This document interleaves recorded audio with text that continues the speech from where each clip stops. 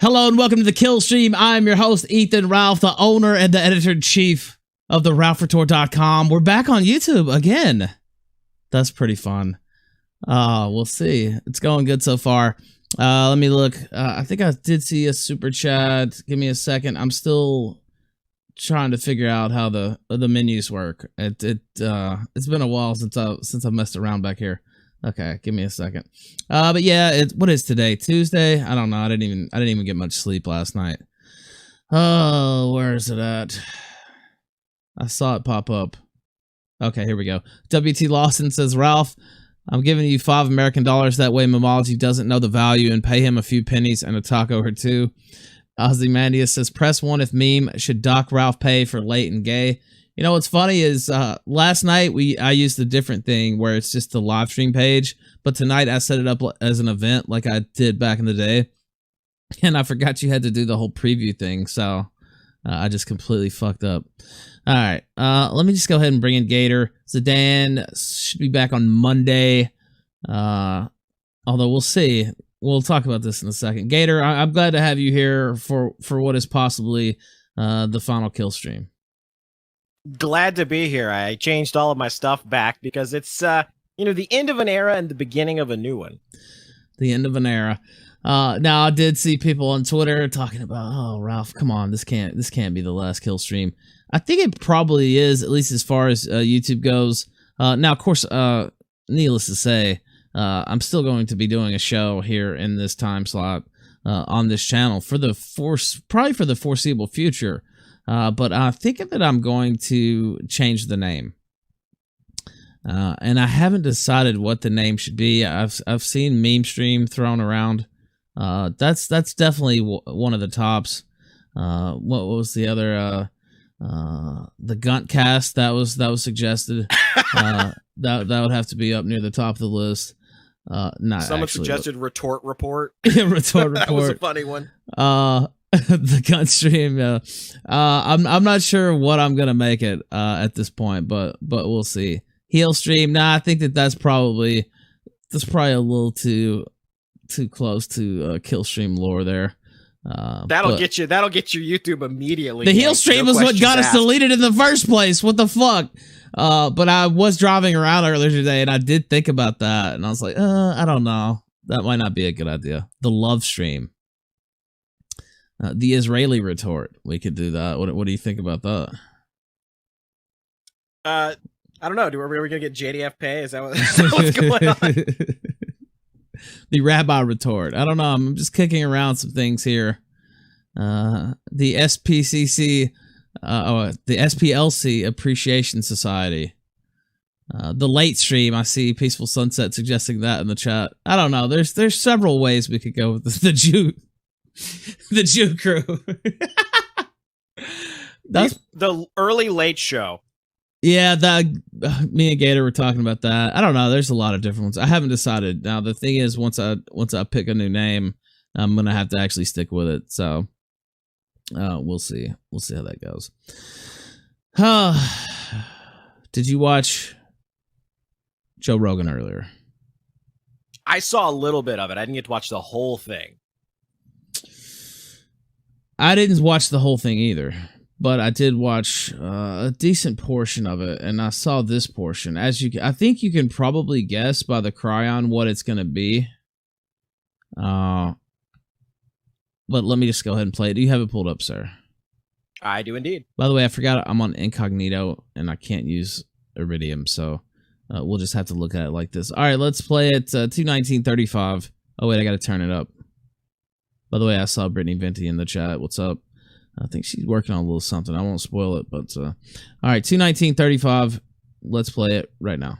Chime in on Patreon banned a man named Carl Benjamin, also known as Sargon of Akkad. He's also banned from Twitter, and it was because. Do you know why he got banned from Twitter?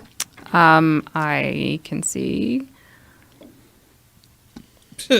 That's an interesting one. I do have some of the details here. Do you want me to read them? Yeah, please. Okay. Looks like it's going to be gross. It's not stuff that I love saying, but I will say it. Want Jack to say it? I should make Jack say it. He doesn't like cursing either. Let's see. Okay. I curse more than he does, so I guess I should say it. First strike. Fuck white people, kill all men, die cis scum. None of the above qualify as hate speech. When was that? I don't have the dates. I'm sorry. But he's a white guy. I mean, obviously he's joking around there. Him saying also, fuck white people. It also sounds like he's trying to make a point about your rules and how you enforce them, not actually. Possibly. Well, which is also exactly why he got kicked off of Patreon. He was exactly. Yeah. Well, I know he also posted a photo of interracial gay porn at some white nationalists to make them angry. Yes. Yeah, he's funny. Well, he's funny sometimes. I can understand how. Posting that photo is an egregious violation of the rules, whether or not he was trying to insult some people. That's a very good point, and I wanted to bring that up. Is porn a violation of the rules? Porn, generally, no. Good. Really? Good for you. Oh, so then why would... Wait. Can we pause it at 2:21:06? Did you hear the way Temple said, really? I mean, it's clear that porn is by itself is not a violation of Twitter rules. Have you ever been on Twitter? And I know that he has. He's been on Twitter quite often. What was that? Really? Really? Porn? Porn's not against the rules? No, it's not. There are people, cum dripping out of every orifice on Twitter every single second of the day. What do you mean, really? Huge porn stars are all over Twitter. Yeah. No, really. It really isn't against the rules. I didn't even catch that the first time that I saw this. No, yeah. Anyway, okay, I'll stop there because I could continue ranting. All right, 2:21:06. Let's continue. It happens in my feed all the time. I follow a couple naughty girls, and occasionally they post pictures of themselves engaging in intercourse. I'm like, yikes. So then, what else? What are the other strikes for Sargon or Carl? Let's see. There was the use of a Jewish slur. How do you use it? To a person, you traitor, Remainer, white genocide supporting Islamophile, Jewish slur lover. That should keep you going. Hashtag Hitler was right. But these aren't general opinions. These are targeted. These are targeted at somebody. That sounds like he's being like he's making a joke. Yeah, so I understand. In context, it sounds like the other one. Like in context, what he's saying, particularly the fact that he's a white guy, that doesn't sound like a racial slur at all. I mean, he's saying fuck white people, and he is white. In context, again, these are tied together. Right. I always knew that person was not to be trusted. That fucking Jewish slur. Oh, so there's a lot. Saying there's a bunch of very things. Specific person. He's targeting He's this. Being trying to be very provocative. And he's saying this about a specific Jewish person. I don't know the race of this person. I'm sorry. Right, and this is not okay. But this is not parody. This is not joking around. We didn't view it that way. I'm just telling. I'm not trying to like relitigate all this. I'm just telling you what they were. So you can. I knew he had done things that were like egregious violations of the rules because, plain and simple, I didn't bring him up to, go through it and try and figure out if he. But now let me pause it. People are asking who that woman is. By the way, let me fix the audio just a little bit because I have it turned up too loud. That is, let me read her title. Basically, it's Jack Dorsey's lawyer, but she does have an official title. Vijaya Gaddy serves as the global lead for legal policy and trust and safety at Twitter. Now, I think they used to have that split up into two different titles, but apparently she has both. Basically, chief legal counsel and the head of trust and safety. So Jack is sitting there with his attorney during this quote unquote grilling. Now there are certain points where Tim Pool did pretty good. I'm not gonna run it all down, but I don't know that it was necessarily a fair fight. My suggestion on Twitter was that Tim should have had Rakeda sitting there next to him.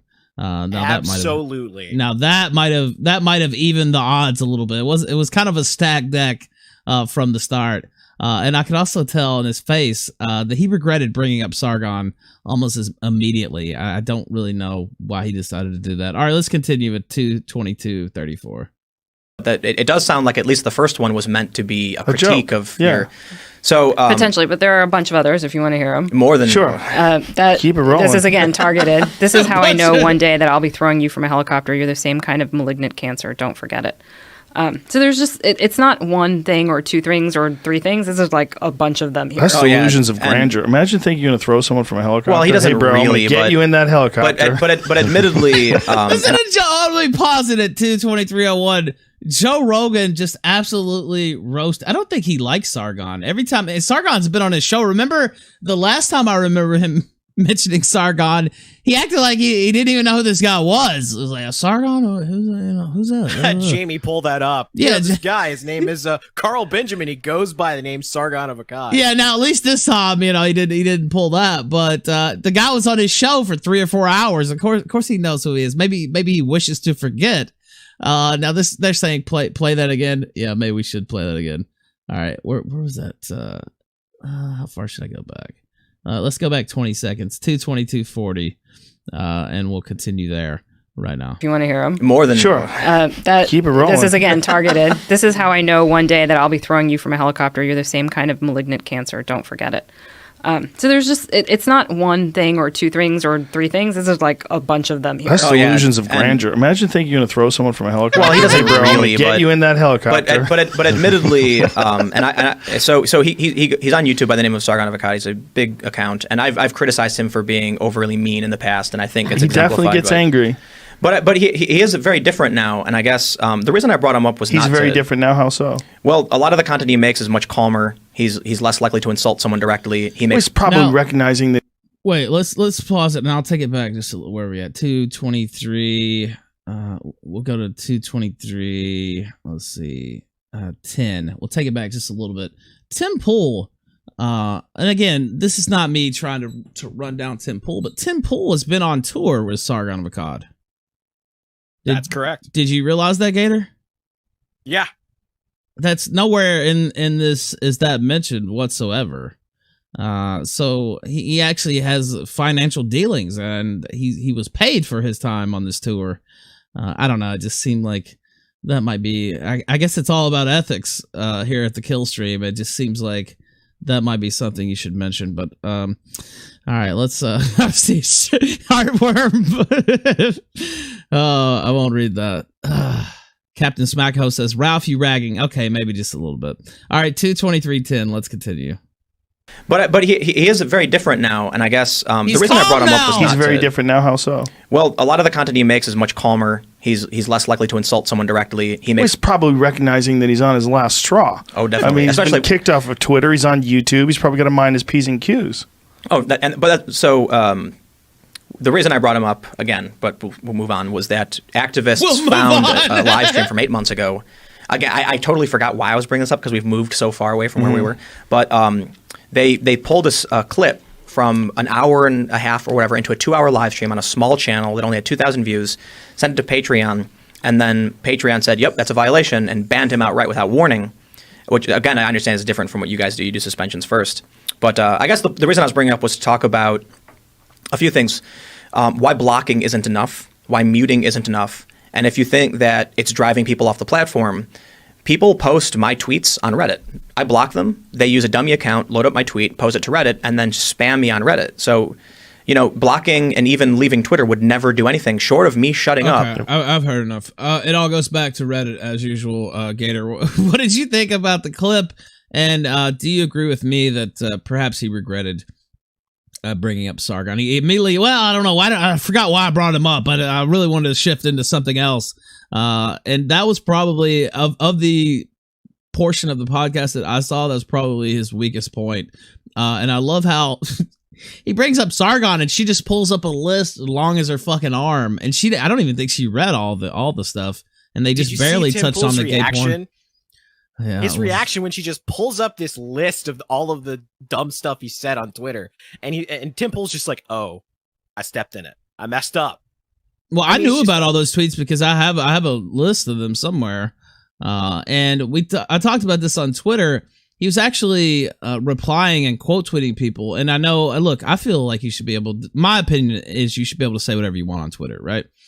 But absolutely. Yeah, but that's not how it is.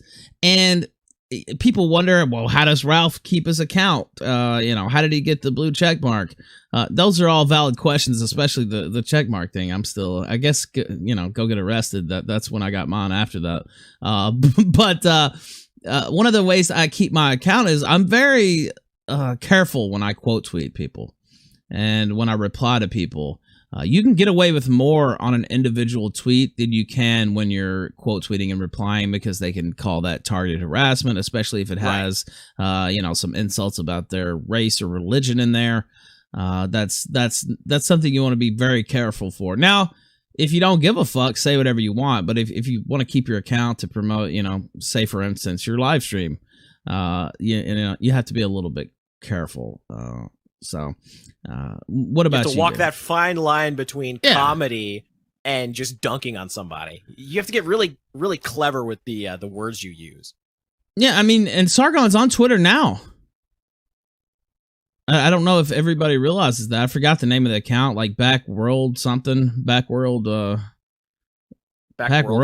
something like that. But he's still on there now. Anyway, whatever. PC Ralph. Yes, I'm very politically correct. That's what I'm known for.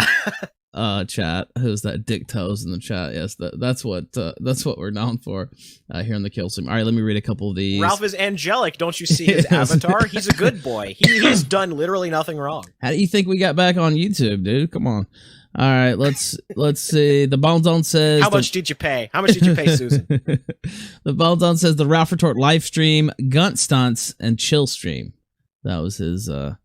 I also saw somebody on Twitter suggested I just call it the Ralph Retort. I don't know. Maybe might want to. I don't know. I haven't decided yet, but it's probably going to be something else. Well, and I did consider, of course, the Killstream name is still mine, and we can still do other kill streams. So maybe like special event, on another platform, still using that name. I've considered that, but I don't know. It hasn't been finalized yet. Salty Pickle says, bless SPCC. Lou V says, rebrand to stream.meme. Dan gave $1, didn't say anything. Wasatch Man says, why is your wife on the Joe Rogan Experience shilling for Twitter? I did see on Twitter, people, of course we can't do these polls anymore, but they were asking for a smash or pass on this woman. What would you say, Gator? Smash or pass? Pass, because she works for Twitter. All right, I don't need her knowing any more of my secrets. I won't go too deep. Obviously, chat knows that it would be a Hulk smash from me, because that's right up my alley. Very similar looking to my wife, actually. So skin tone. Now she's Indian though. That's the thing. So my wife, I don't know. Maybe I shouldn't say that out loud because my wife's Pakistani. I'm sure chat knows there's no love lost between the Indians and literally the Pakistanis. Yes, right now there's no love lost. Oh my goodness. Okay. So that was the segment. I don't know. I just thought that was funny. That's probably my favorite part of it. So thoughts on him bringing up Sargon and not, I guess, I don't know. I feel he should have divulged his full relationship with Sargon there on the stream. I think it would have been a smart move to do. Just be like, hey, look, I've worked with this guy. We've done tours together. And, I don't think he should have been banned. And then, of course, she still would have pulled out the laundry list and he would have been like, oh. Now, has Sargon really become this calm, intellectual person who always keeps it chill now? I was unaware of his transformation. I wouldn't use that language in particular. I don't know if that was necessarily the smart move there. I don't know. We'll see. Maybe we'll talk to Sargon sometime soon. I doubt it, but maybe after we rebrand, Sargon will be, he'll want to hop back on here. What do you think? Outlook is doubtful. Yeah, I think so too. Let's see. Super chat. Rocket Insano says Tim is just a socially inept nerd. He means well, and he said that twice just to emphasize it. Dan says the new show name, the the Pooh Populist Show. Ron Sun says, glad to have you back, my Negroid. Thank you very much, sir. It's still a little surreal to be back. And I think last night there was, I don't know, we made it through the show with no problems whatsoever. So I don't really think there's going to be an issue. MM0 says, finally a time slot a responsible adult can enjoy. Yeah, and so another thing, honestly, I think we could probably keep using the name. But it's probably best. I mean, it's not my channel either, and there's a little bit of baggage associated with the Killstream name. So that's the thought process behind that. But we'll see. It's a different era too. Like things have changed drastically since you first debuted the show name. Yeah, and I don't know. I just think. I don't think the name. I love the Killstream name. Nobody's more attached to it than me. And there is a large part of me that just hates the. I really don't want to change it. But I think we probably should. Maybe I'll run a poll on Twitter. Speaking of Twitter, maybe I'll run a poll and see what people think first of the change, and then some of the suggestions. So we'll see what goes in that. I do see Streamology, Bloodstream, the Gun Stream. Yeah, I talked about that earlier. Retort aborted. Go back to your roots. There was another show I used to do way back in the day called the Ralph Retort Live, TRR Live. I thought about that, but I don't know. I'm not sure. That doesn't really have a lot of sizzle to it. The Ethan Ralph experience. How about that? Oh, the ERE. Oh, that might be a little too derivative. I'm not sure. All right. Let's should I just play this next? I feel like I was going to save this for later. But I want to, and I have, or maybe I should, now you know what, before I play Ricada, I'm assuming most people saw it since he had about 55,000 people watching his show last night. But I still want to play it. I still want to play it because it's that fucking good. But before I do, I'm going to do this little thing that I saw, and I forget how it popped up. I think somebody tweeted it at me or something. I forgot how the fuck I saw it. But this is really something I think's in it. Should I play the NPR audio or read it? That's a tough call there. Give me a second. I say read it. You think? I kind of want to play their audio. I think so. I probably shouldn't play their audio, but all right. Elderly Trump critics await Mueller's report, sometimes until their last breath. Expectations among Democrats are sky high as reports have emerged about special counsel Robert Mueller's investigation coming to an end. In fact, expectations are so intense among some elderly ill critics of the president that they say they want to try to hang on to see how the story all turns out. As a World War II veteran, Mitchell Tindler had been a part of the forces that fought Nazism, and he lived through many historical milestones of the 20th century. The Korean War, then Vietnam, Watergate, and the impeachment of President Bill Clinton. And in recent years, he was watching the current presidency with something bordering on obsession. Then, on December 29th, at the age of 93, he began feeling pain in his legs. I got a call at 11 o'clock. My mom said, well, Dad's not feeling well. He really can't stand, recounted Tindler's son, Walter, who lives in San Diego.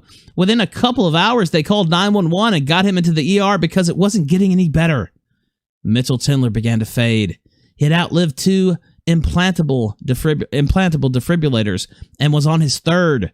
The devices had kept him alive, but now posed a problem for the medical imaging he needed in the hospital. Doctors gave him some painkillers, and then he had a final thought. It was just quiet for a little while, Walter Tindler recounted. And then he just sits up in bed halfway and looks at me and goes, shit, I'm not going to see the Mueller report, am I? And that was really the last coherent thing he said. Now, I'm going to skip a little bit here. I'll just read it. For nearly 2 years, those who find fault with President Trump have been hanging on to hope that Mueller will produce evidence that will be damaging to the president. These expectations are so high that there are even those who in their last years are hoping to survive just long enough to see the conclusion. Like the cliffhanger soap opera that you can't miss. Richard Armstrong is 94 years old, currently in hospice care in Plainsboro, New Jersey, and identifies with Tindler's words. I know exactly how he feels. I feel the same way. I've been diagnosed with pancreatic cancer, he told NPR. I was hoping to live to see the outcome of what I think it should be, justice. I'll be surprised and disappointed if it isn't, Armstrong said. And then they go on. I'm not going to read the rest. Now, when I read this story earlier, I just could not quit laughing for about 20 minutes straight. It's just so bizarre. Can you imagine being that old? First off, if I'm that old, I don't even give a fuck at that point. Okay. You know, what, I'm worried about what Trump's going to do when I'm dead? I'm about to be dead. Who gives a fuck? Why don't you go, I don't know, do something. Spend some time with your grandchildren, or, you know, try to plan out some stuff for your family, or just go fucking, I don't know, pop oxyberries like Tonka or some shit. I just don't understand why you would waste your time obsessing over Donald Trump and just getting in. You're probably shortening your life with this type of obsession. Especially if you're a Democrat, because even after you die, you'll still be supporting the Democrat nominee. So why worry about it? Somebody said that on Twitter. Told him not to worry. He'll still be voting Democrat in 2020. And then somebody below that said multiple times he'll be voting Democrat in 2020. Anyway, I kind of want to play the audio, but maybe, do they have the old person on there? I shouldn't do it. It's NPR. I think they might. We should probably be careful as far as the NPR stuff goes. All right, let me read a few of these. That's another thing. I forgot I have to refresh the page. One good thing about Streamy with the super chats is they would just automatically upload. But anyway, we're not on Streamy. Oh, and again, a little update on Streamy. I guess the update is I don't know anything else besides what I said yesterday. I haven't talked to them. I know that they're having a meeting tomorrow with the staff. And so if I hear anything else, I also know that they're still charging people for their subscriptions. I personally was subscribed to SPCC, and they charged me yesterday, I believe. So they're still charging people. I have no updates about their site or what's going on. I'm hoping to hear something tomorrow. As soon as I know, you guys will know. I do think, like I said, it was just bad business to do what they did. It's even worse business to continue charging people for, you know, subscriptions and things that they paid for on their site, and there is no fucking site. You know, you have the, you know, attention to take shit off the App Store. You have the commitment to take down the whole fucking website, but you can't stop people getting charged. I mean, this is ridiculous.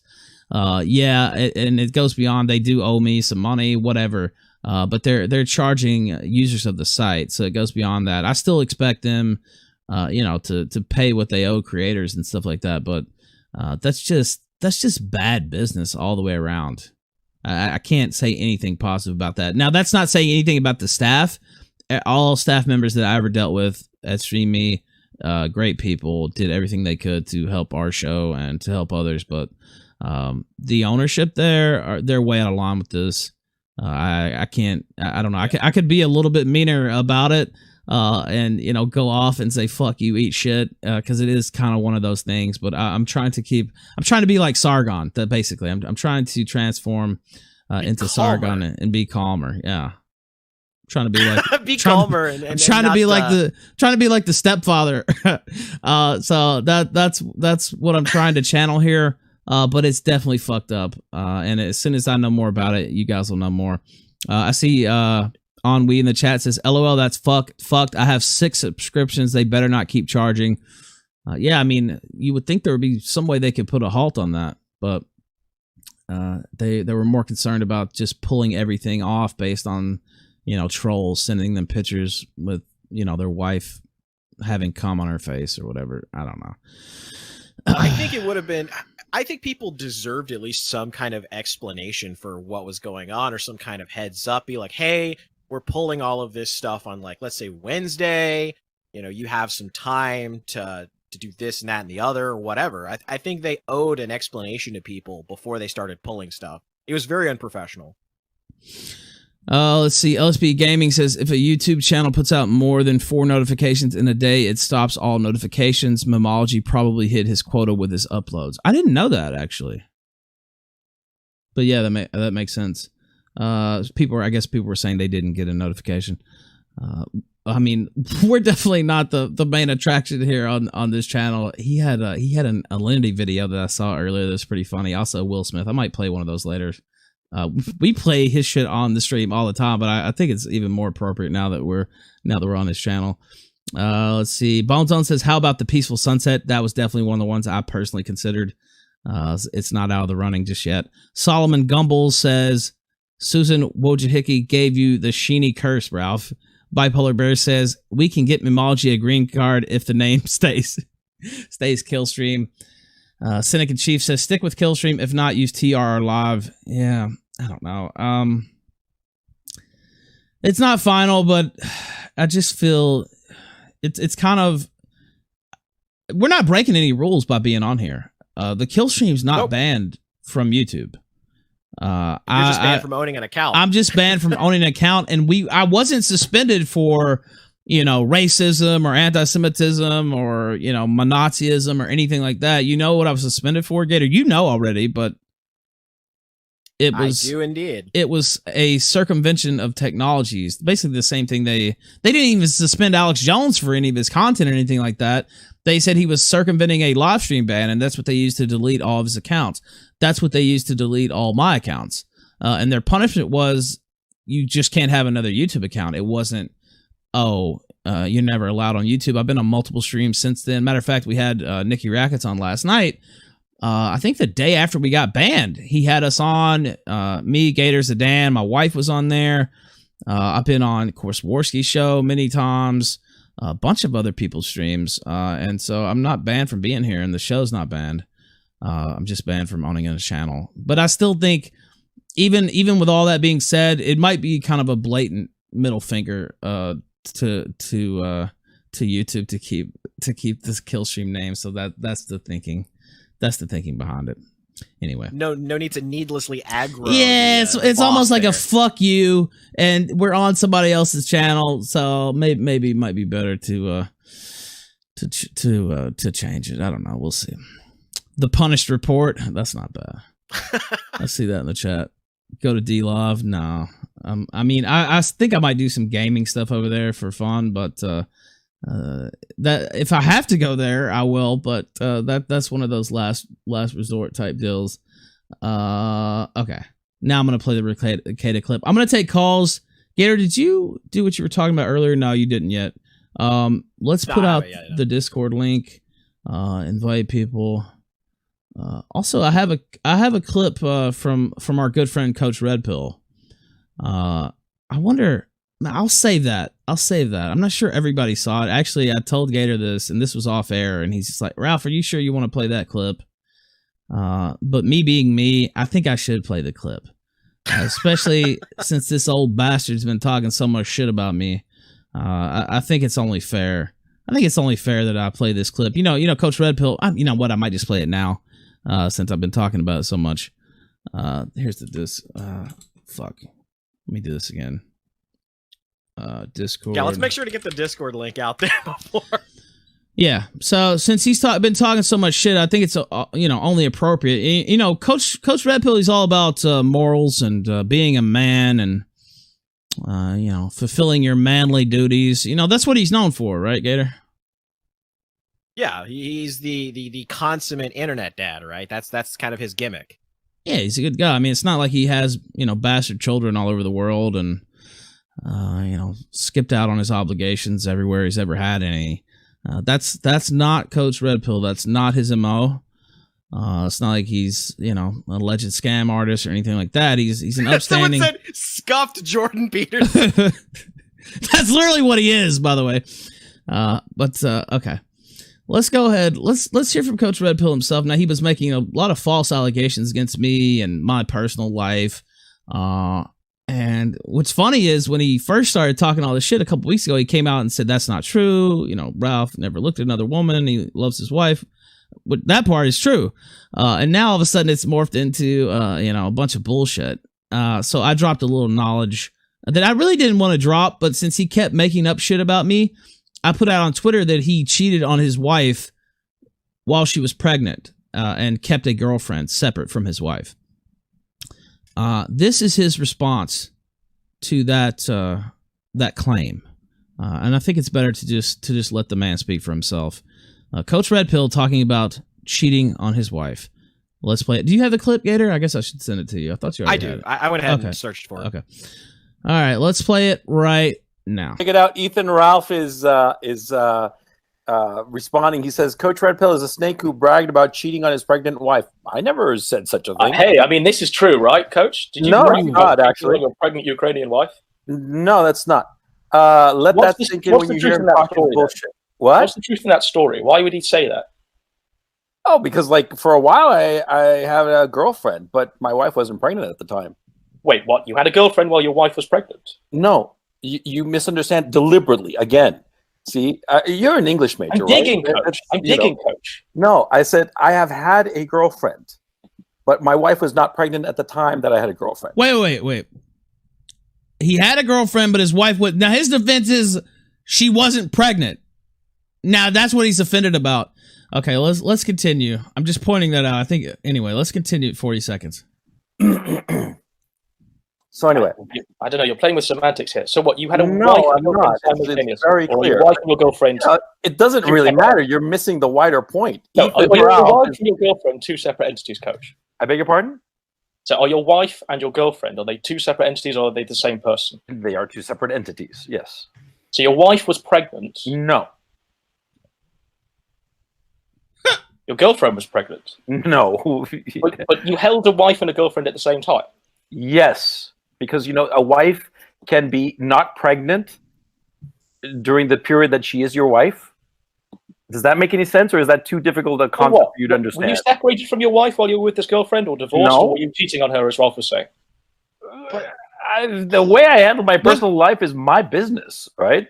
And as to your bourgeois... Oh, no, wait. Let's pause at 134. The way he handles his personal life is his business, but he has the right to make up shit about me and speculate about everybody else's personal life. But what he does when he cheats on his wife, but goddamn, she was not pregnant. Do not for 1 second say she was pregnant. But when he cheats on his wife, it's his personal business. Why are you talking about that, Goy? What's going on here? It's my personal business, Gobinson. Why are we bringing this up? By the way, Coach is the one who brought it up himself because he's fucking retarded. But that's another subject. All right, well, let's continue at 134. That's your business, not mine. Coach, the record. Look, if Coach wants to, if his wife is aware that he has a mistress, I don't really see anything wrong with that. I'm just trying to establish whether Ralph is in fact right. He's wrong, so that's that. But by the way, PPP is a fucking idiot. His wife is not aware that he has a mistress, and this is, by my count, I don't know how many he's had. This is at least his second. Now he had another one, and I haven't told this, but you know what? Why not? He said that she got doxxed, and a bunch of her personal information got put out over on 8chan, and she spurred the fuck out and flipped out, and then that's why he had to break up with her, basically. And he talked a lot of shit about 8chan. He talked a lot of shit about Godwinson, actually. He said, Ralph, don't trust Godwinson. He's a fucking snake. I get bad vibes from him. And then me and him got into it over some dumb shit from him. And now all of a sudden him and Godwinson are best buddies. So, take that for what it's worth as well. All right, 148. Let's continue. Look, it's really funny. What else did Ralph say? I can't see out because he knows what I said is true. What else here's another thing. Ethan, I'll tell you. See, the fact that you are distancing yourself from Kirsten as you get closer to Andy is going to play against you because she's going to feel neglected, and eventually she's going to spill the beans about what happened between you and her.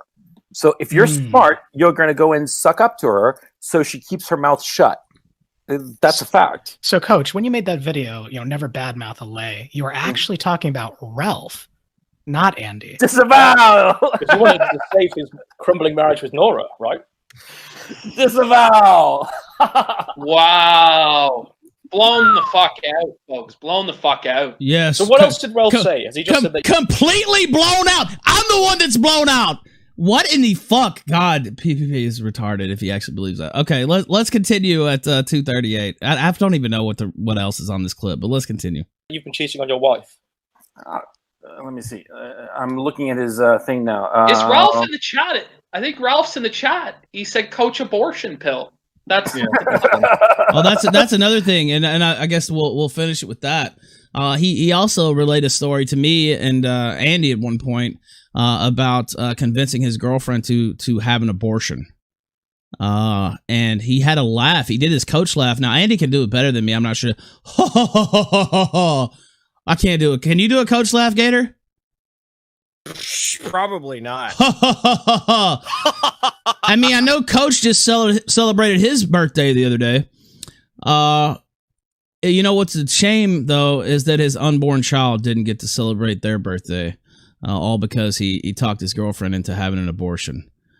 So that's what the sad part of this whole story is. But anyway, I'll just leave it there with Coach. And we'll see. We'll see what he says. But I think I'm done with him at this point. But he's made up so many lies about me that I figured it was time to set the record straight with Coach.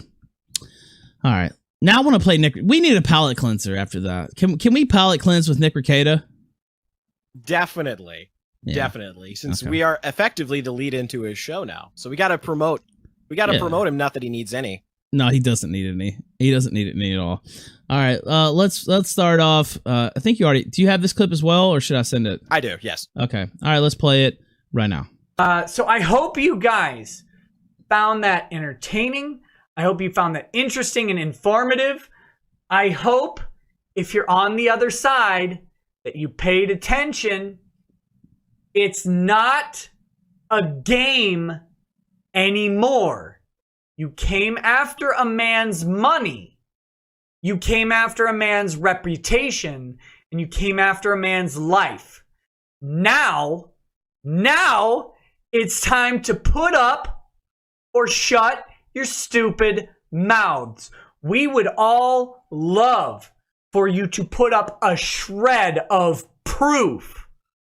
But that proof now, because you were so stupid in the beginning, because you were so adamant about destroying someone, now that proof is going to come with the legal process, and you're going to have to sit under oath and answer every single question. And oh my God, you better have good answers, or those pants are dropping and you're getting bent over, and you know it. And you know it. And only Ron Toye will enjoy that, I'm sure. But you know it's coming. I've been telling you for weeks to lawyer up, you morons, and to shut your stupid mouths. You thought I was memeing, you thought I was kidding, but it's coming. It's coming. You thought it was a fucking game. Do this. You can't just go out and lie about people and ruin lives behind your perceived anonymity and with all of the white knight credentials you can afford. You can't do this. We have a process for putting people out of work. We have a process for taking away their income. And if you don't follow the process, you better be ready for the gauntlet that's coming, because it is not pleasant.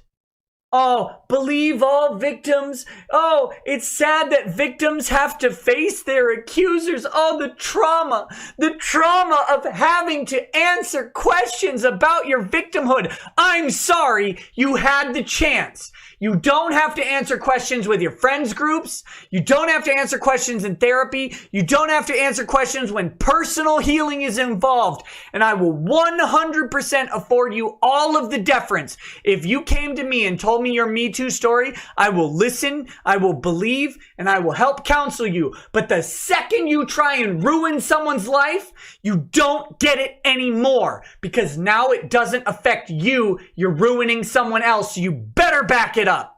You better back it up. And I know, Ron Soye, you're out there sitting there circle jerking yourself all day, self-flagellating and self-filleting over the idea that there's some buried skeleton in the closet. Well, oh my goodness, that buried skeleton better be gleaming bone white. You fool. You fool. You've sat there and disparaged a man for 5 weeks now. You have just destroyed a reputation and a complete career. You better back it up, you little bitch. You better back it up. You can't cuck in the corner on this one, Ron. No one's going to answer the questions on stand for you while you sit in the corner watching. You have to be up there. You're going for the full reaming, you idiot, and you better be able to back it up. That mortgage company you work for, oh my God, I hope they're happy to have one of their representatives out publicly disparaging a person. Because did you even think about the ramifications of that? Did you even for a second consider it when you were out there white knighting and gallivanting about? Wait, hold on. First off, gallivanting is an SAT word, and that's only appropriate that the big brain lawyer, and I don't mean that as an insult at all. He literally is a big brain lawyer. Gallivanting, that's one you do not hear very often. But now I'm at 411, by the way, Gator. The thing that strikes me about this, this is an amazing promo. This is like, WWE prime time promo here. This is like The Rock in his prime, Ric Flair in his prime, and he's going off. You think Dong has ever cut a promo like this in his life, Gator? God no. This is just God no. All right, let's continue. Ron Soye, you fucking piece of shit. All right, let's continue. 411. With your brazen accusations, did you even stop for a second and think, oh my God, I hope all of the people I'm parroting aren't just making it up, aren't just misremembering, and aren't just flat out lying for vengeance.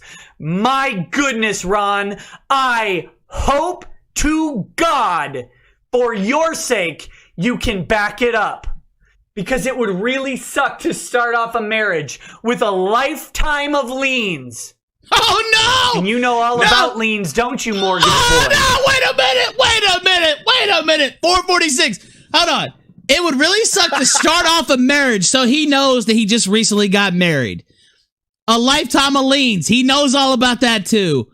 This guy, he's got the full fucking works on this motherfucker. He's got all the docs. He's got this fucker's life history. It would suck to start off a marriage.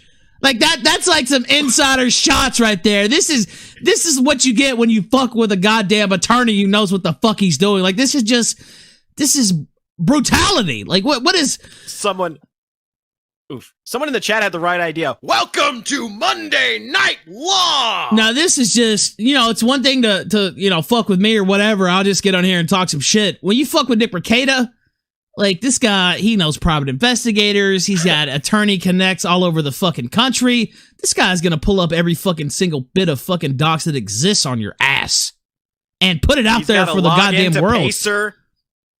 Yeah, he's got Pacer access. Do not fuck with a guy that's got a Pacer login. Dude, oh my God. All right, let's continue at 446. You know all about liens. Judicial liens don't go away with bankruptcy. Oh. And your E&O insurance isn't going to cover this. and Funimation probably isn't going to step in for Monica Rial. But guess what? You're not married. You don't have spousal privilege.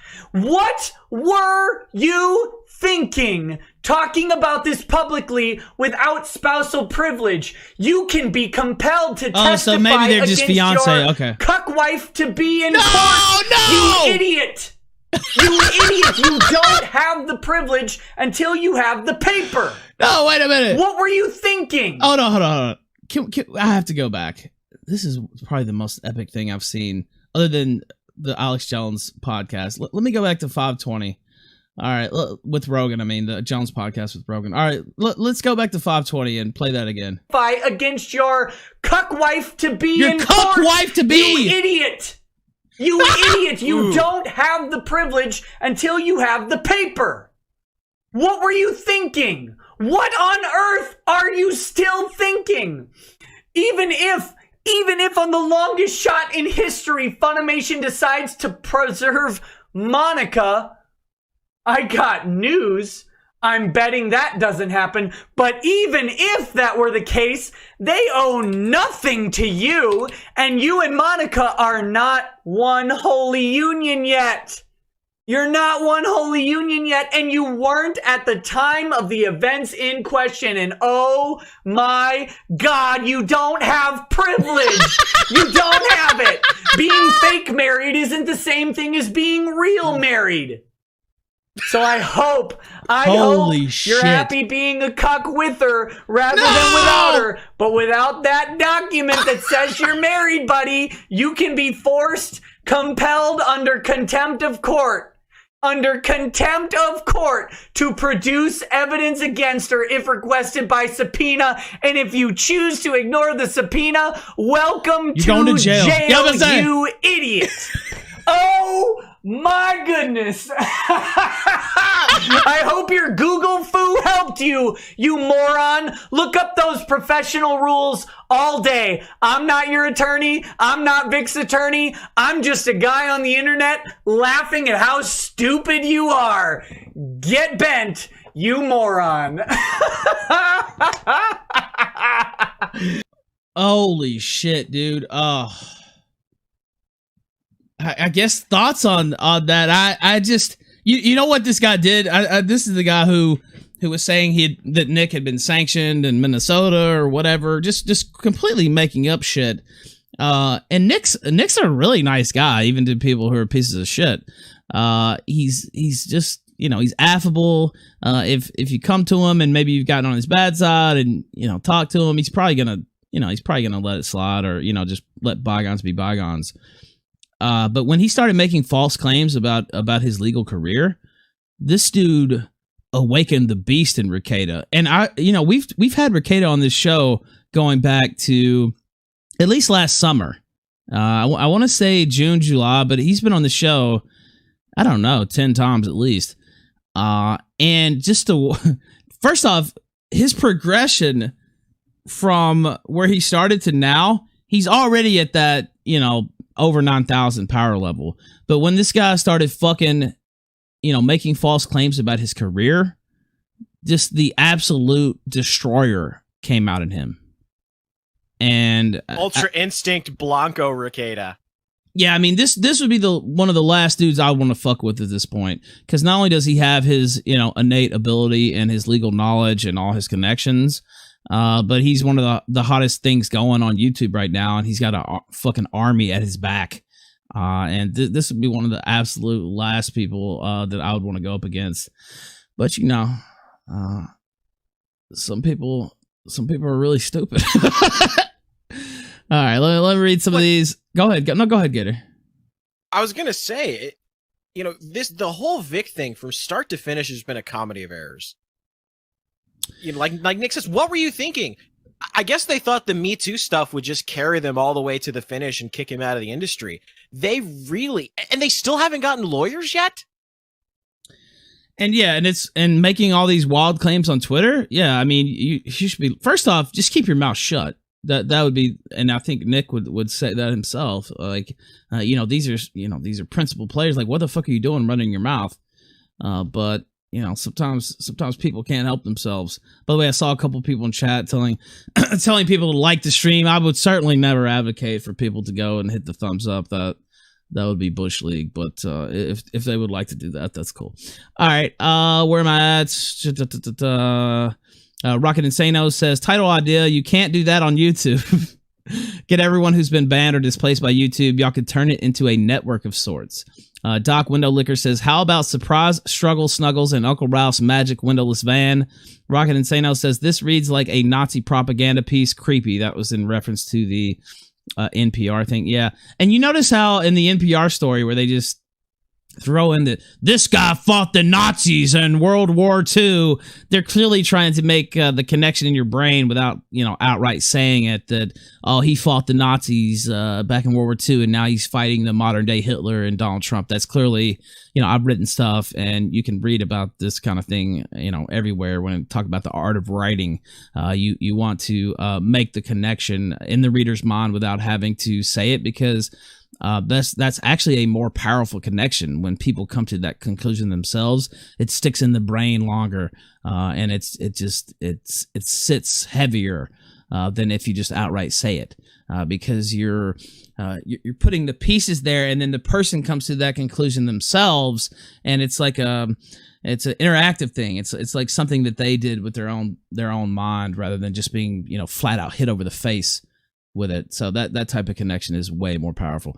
All right, where am I? God, I have too many fucking windows open. Look at all those tabs. Let's see. Mike's content says Fapspatch NPCs. Virginia man bad. Too many accounts says charging after website close could get them sued.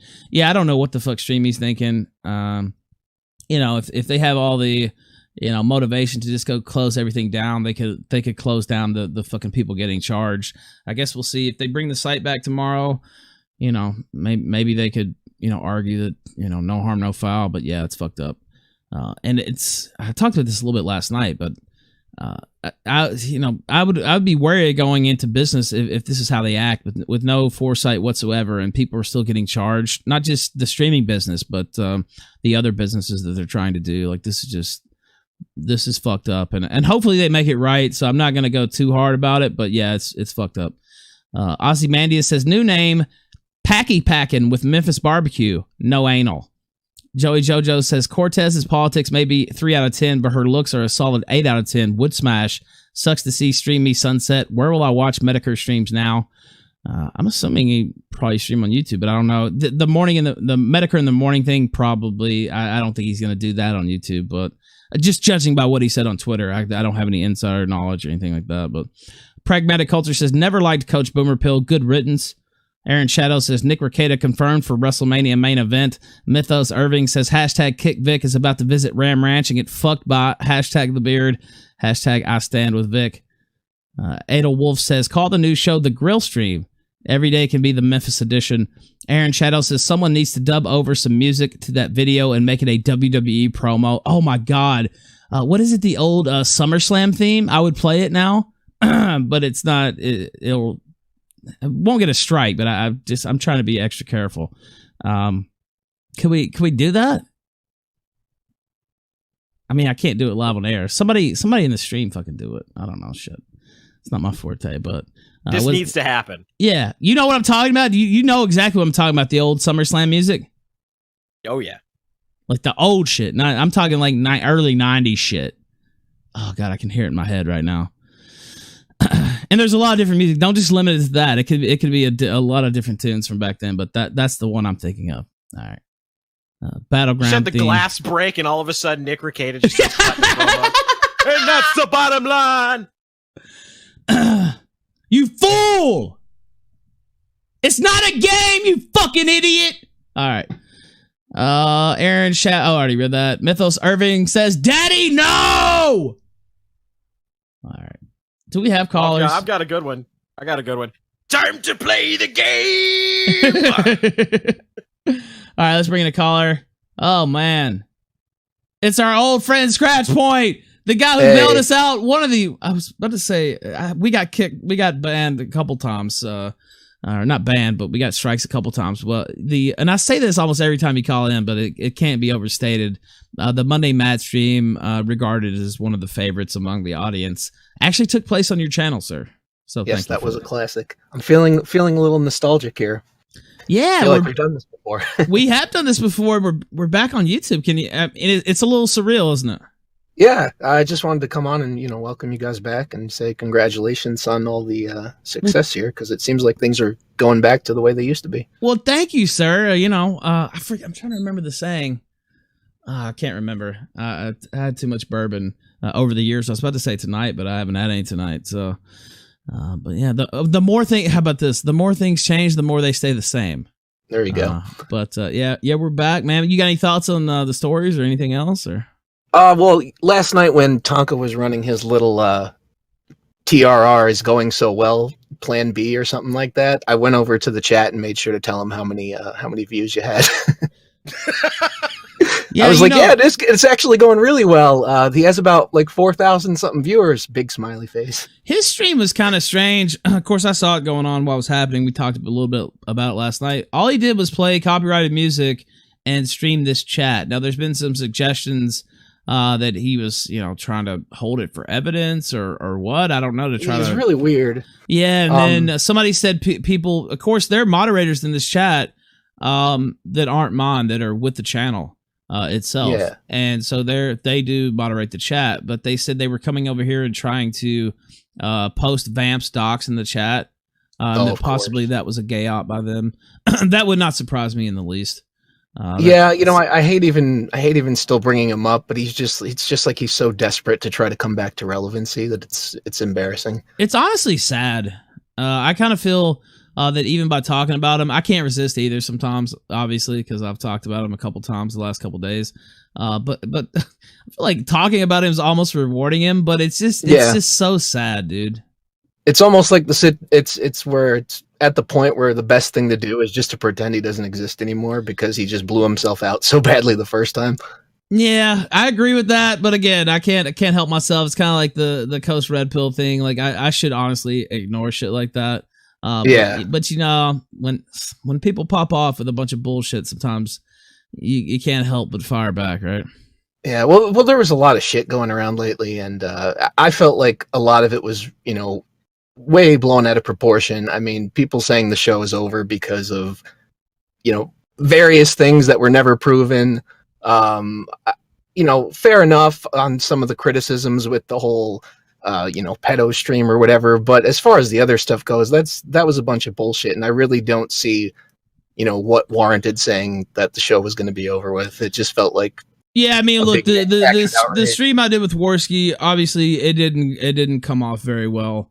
We made some jokes that, looking back, perhaps taking a different tone. Look, probably would have been a better idea. It's a joke, but I guess people, they're going to see it, and contextually, they're going to be like, "Oh, what the hell's going on here?" Yeah. Why are they laughing about this stuff? Yeah, like exactly. Yeah, I do. Like, I've heard the clips back. Of course, I was on the stream myself, and I did laugh a couple times personally. Looking back, that was a mistake, and I do apologize for that. I think it's fair to laugh at just about anything, but that's just me. The things people were saying about the stream, like, I understand, criticisms of some of the tone and maybe even the idea of the stream itself.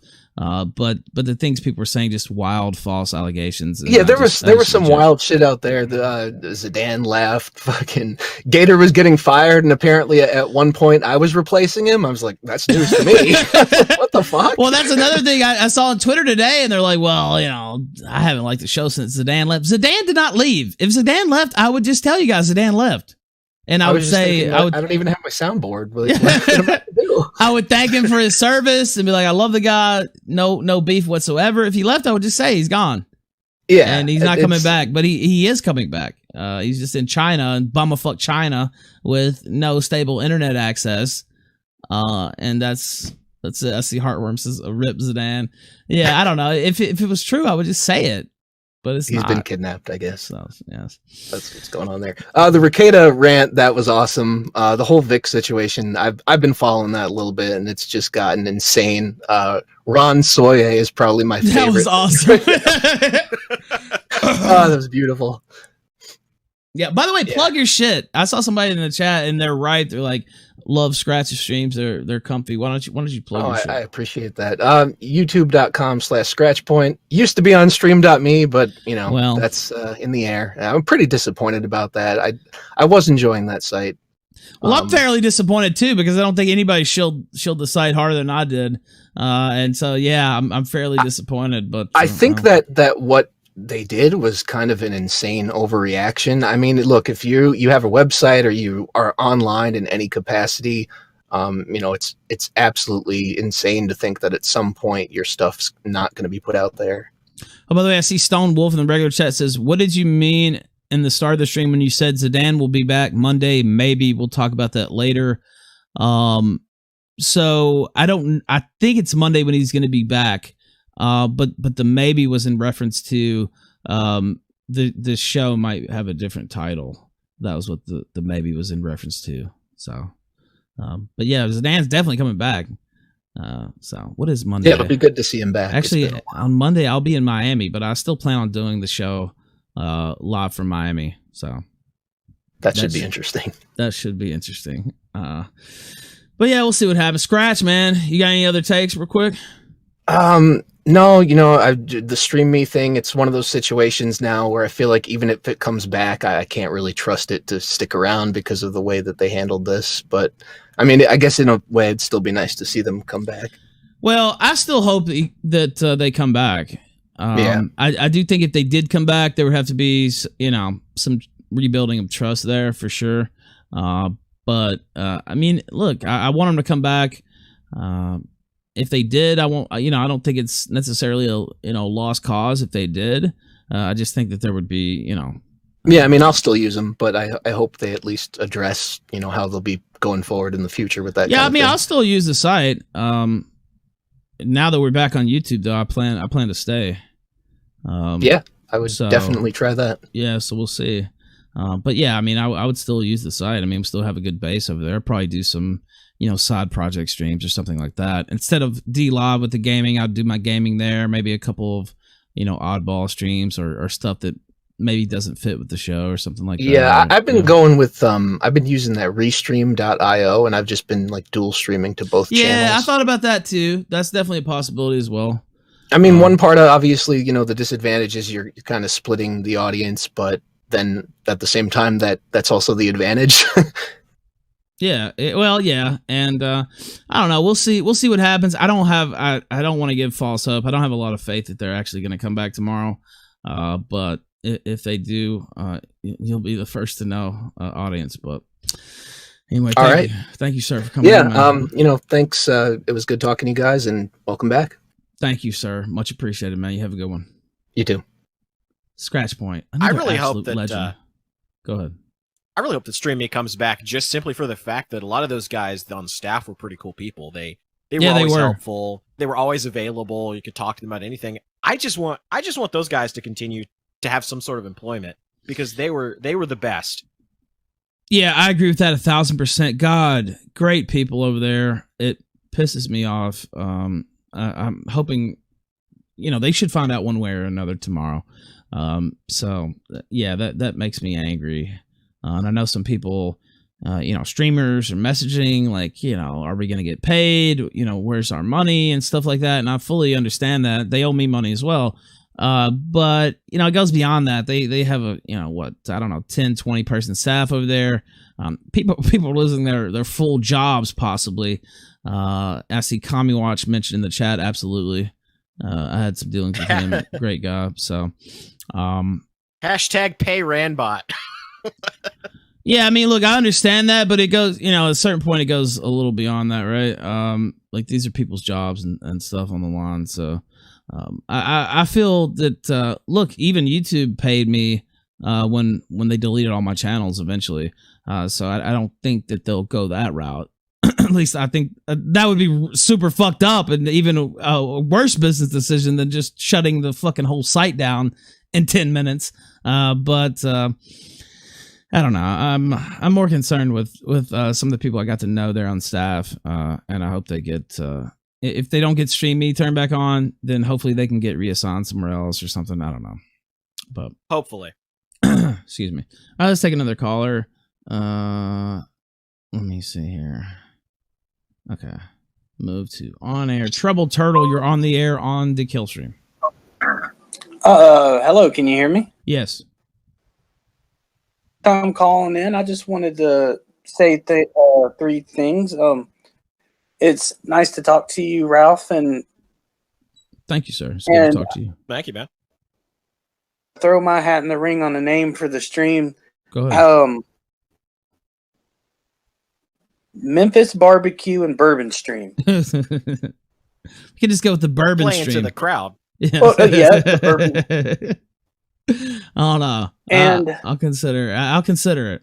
I don't know if I need any more encouragement to imbibe alcohol than I already have, but maybe. The thing I wanted to say is I will be joining. I'm getting. I just got engaged. What? You're getting married soon. Is that what you said? Okay. I'm engaged. Okay. So that's a little while, but well, good. Round of applause. Just wanted to call and say thank you, sir. I was going to tell chat, give a round of applause. Press F in the chat for this guy's getting married. He's joining the club or getting engaged. But yeah, man. I thought my audio died or something. No, you're okay, man. I was just joking around with you. But yeah, thank you for calling in, dude. I appreciate it. All right, thank you. Right. I will. All right, I think he was a little nervous, chat. I understand. Just a little bit. Just a little bit. I do understand. Excuse me. Let's see. There was another. I have a few stories that I want to go through too, but this one I haven't even seen. I just saw this on Twitter like an hour before we came on the air. I'm used to coming on the air a little bit later as well, so that's kind of a switch. And somebody asked me on Twitter, they're just like, "What the fuck? You gave into it not being it's not a late night. It's basically not a late night show if you start at 9." That's true. It kind of loses a little bit of that character, and there's been a large segment who wanted me to switch to 9 p.m. or a little bit earlier this whole entire time. And I said, well, I didn't want to switch. It wouldn't be the same. It wouldn't be the late night show. Well, I ended up switching. And there's a couple reasons for that. But the main reason is I don't want to overlap with Nick Rekieta. And I just think first off, I love Nick Rekieta. I want him to get as many people as possible to watch. Second off, at this point, I think more people will be going to watch his stream. So, cutting up. Now, there would be, there is a diehard base here who would stick with us for the hour. But I don't know. I just figure that it's just better to go from 9 till 12. Do you think that makes most sense, right, Gator? I think so. Yeah. I think so. Yeah, Kid A2000 said you would lose. That's true. But you know what? Even when he was blowing up on streaming, we still hold, 1,000, 1,200 viewers. There's still that solid base, but at this point, I don't know. I want as many people as possible to be watching Nick. I do remember I was talking to him in Knoxville. He's like, yeah, might try. And he talked about this on air, so this is not out of school, me saying this. Like, yeah, I'm going to probably try to find a new place a new time slot to stream, and I love coming on the Killstream, and I hate competing with you guys. And then he just absolutely blew the fuck up. Since then, I think him finding a new time to stream, I think that's probably went by the wayside, and rightfully so. What do you think about that, Gator? Man, he's killing it. He's killing it. Why switch if it's working? Yeah, I don't think he'll be finding a new time slot. But I don't know. I guess we'll see. But I do remember he said that. All right, let's see. I see somebody, a membership, a welcome new member, Mythos Irving. I didn't even know that he has memberships on here. Wow, that's crazy. Okay, let me read a few of these. Terry J says, I'm going to miss the $1 super chats with no characters. Now, yeah, what is the limit on YouTube? I think it's $2, right? I'm not even I believe sure. So, yeah. Yeah, or you can give $1, but it just doesn't give you any. You can't say anything. Now on StreamMe, you could give $1 and give a fucking paragraph worth of shit to read and links and send all kinds of stuff. You can't do that on YouTube. Let's see. Mythos Irving says, Matt, no. That wasn't as good as the original. And he says that was the best part of that stream. Then Mythos says, I give you Super Berry, Donga want wrestle. Then he says, read the Super Berries, Ralph, you ass. Just kidding. Then he said, Mythos Irving said, shout out to the nervous caller. Kudos, man. You're doing good. Yeah, that's why. I know. I see chat and they're like, get him out of here. And that's natural. That's what they always do. I always have a lot of sympathy for the nervous caller, because there's still sometimes even now where I get a little nervous. But I mean, not with the standard show stuff, but say it's a big show or something, or it's some topic that I really, want to nail. I can still get nervous every once in a while, but I do remember, when I first started streaming and being on air all the time, I would get nervous all the time. So it's natural. All right, let's see. That's why he started drinking heavily. Exactly. Now I don't care. My brain is dead, and I just don't give a fuck what I say when I'm completely fucking trash. Now you know the secret to the success. All right, Harthok Noob says, I'm kind of fine with the 9 p.m. time. LOL, I'm a truck driver, and I'm usually asleep when you guys go live. Yeah, I've gotten a lot of comments like that, too. Palmer Eldridge says, we're not all radio hosts. Yeah, I mean, look, I don't even know. How many hours have I been on the air at this point? I don't know. It's quite a few. It's really starting to stack up. All right, let's see. I'll take another caller, and then I'll play this R. Kelly footage. Andrew, Oregon, go ahead, sir. You're on the air. Hey, Ralphie, good to talk to you. It's great to see you on YouTube there. Well, thank you, man. It's great to be here. Hello? Yeah, go ahead. You're on the air. Yeah, thank you. Yeah, I'm gonna miss Stream Me too, man. I was just starting there too. It's fun. It was great. Now it's all gone, huh? Yeah, I think it's gone. I mean, we'll know for sure tomorrow, but that's too bad. Well, I was trying to write some names for your new show. Okay, go ahead. All I got so far is MAGA country. I bet you that's probably taken. I believe so. Yeah, maybe the non-abortionals, but you don't want abortion in your name, I don't think. How about the unabortables? The unabortables, yeah, I love that. That's great. So, what is the name of the what is the name of the Stallone movie series? I just forgot about it. What is it, Gator? You know that, right? Shit. Oh god, I have to Google this live on air. See, now that you said that, I forgot it. Oh, and I've seen most of them too. The Expendables. Expendables. Fuck. Yes. I hate myself not knowing. The unabortables. Unlike us, Coach Red Pill's unborn child from his mistress, we are unabortable here. Exactly. But anyway, caller. Oh, go ahead, real quick. Go ahead. I was thinking about you know how Dick Masterson. I love his show. I call him to his voicemails. He always gets back on Twitter. Whenever he gets nuked, he's back on Twitter in like a week. What's keeping you guys from just saying fuck you to YouTube and just keep coming back? Well, nothing. Money? Yeah. So one thing is, I mean, I could just come back on any old channel, but it's a lot harder to get monetization these days. And I mean, this is kind of my job. So, in terms of completely doing it for free. We want you above water so you can keep making us laugh. Yeah, well, I appreciate the thought there. Yeah, I would like to be above water so I could pay my bills. That basically is why I try to do that. Maybe have a little sip every once in a while. But even more so the bills part, because I'll lose everything and be homeless, and that's not a good thing. So yeah, especially with a wife. Like, it's one thing to be homeless, but then she's nagging you about it too. It's one thing to be homeless, but then the bitch is sitting right next to you saying, "Why the fuck are we homeless, you goddamn failure?" All right. Thank you. All right. Thank you, man. Absolutely. I appreciate you calling in. Thanks, man. Take it easy. All right. That's I never thought about it that way. It's one thing to be homeless, but your homeless wife is sitting there right next to you.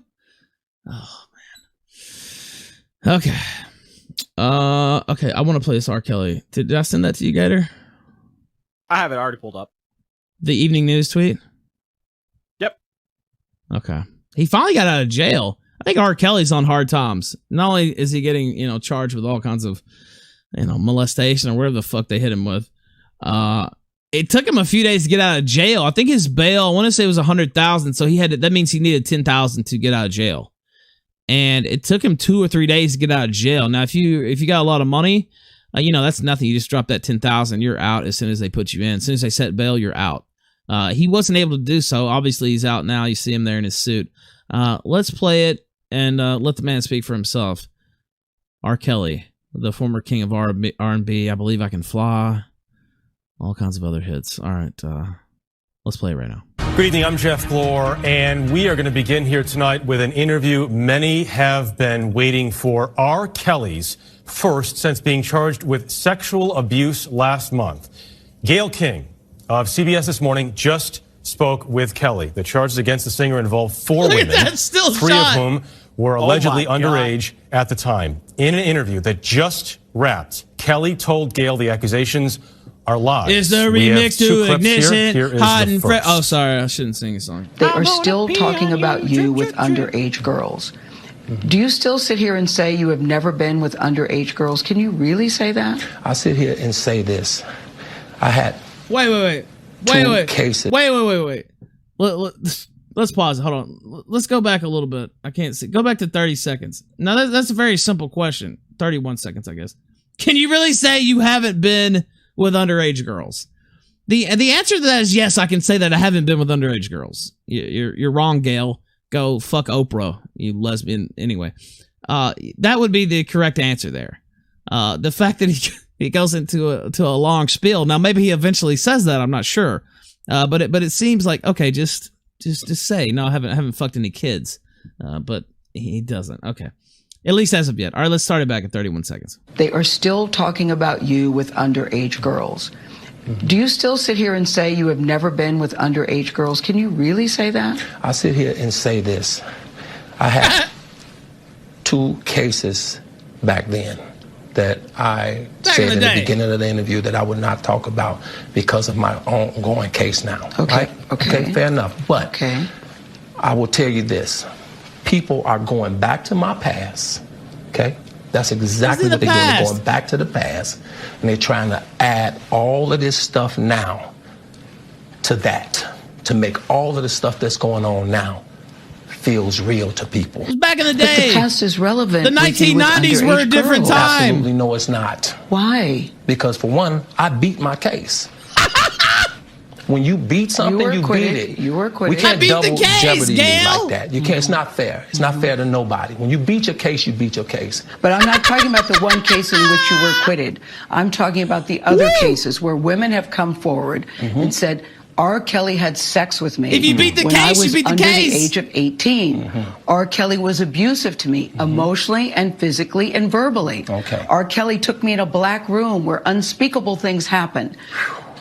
This is what they're saying about you. Not true. These aren't old rumors. Not true. Whether they're old rumors, new rumors, Why would they future say this rumors, about you? Not true. Kelly became much more emotional as Gail continued her questioning. Here's more of that. And correct me if I'm wrong, that you have never held anybody against their will. I don't need to. Why would I? How stupid would it never be held for anybody. R. Kelly, with all I've been through in my way past, to hold somebody, let alone 4, 5, 6, 50, you said. Why, how stupid would I be to do that? I didn't say you That's were holding. stupid, guys. I didn't. Is this camera on me? Yes, it's on. That's stupid. Use your common sense. Don't forget the blogs. Forget how you feel about me. Hate me if you want to, love me if you want, but just use your common sense. How stupid would it be for me to, with my crazy past and what I've been through? Oh, right. You mean now, the I just fucking the think kids? I need to be a monster and hold girls against their will, chain them up in my basement, and don't let them eat and don't let them out unless they need some shoes down the street from their uncle. Robert, stop it. Y'all quit playing. Quit playing. I didn't do this stuff. This is not I feel me. bad for this lawyer I'm fighting right for now. my life.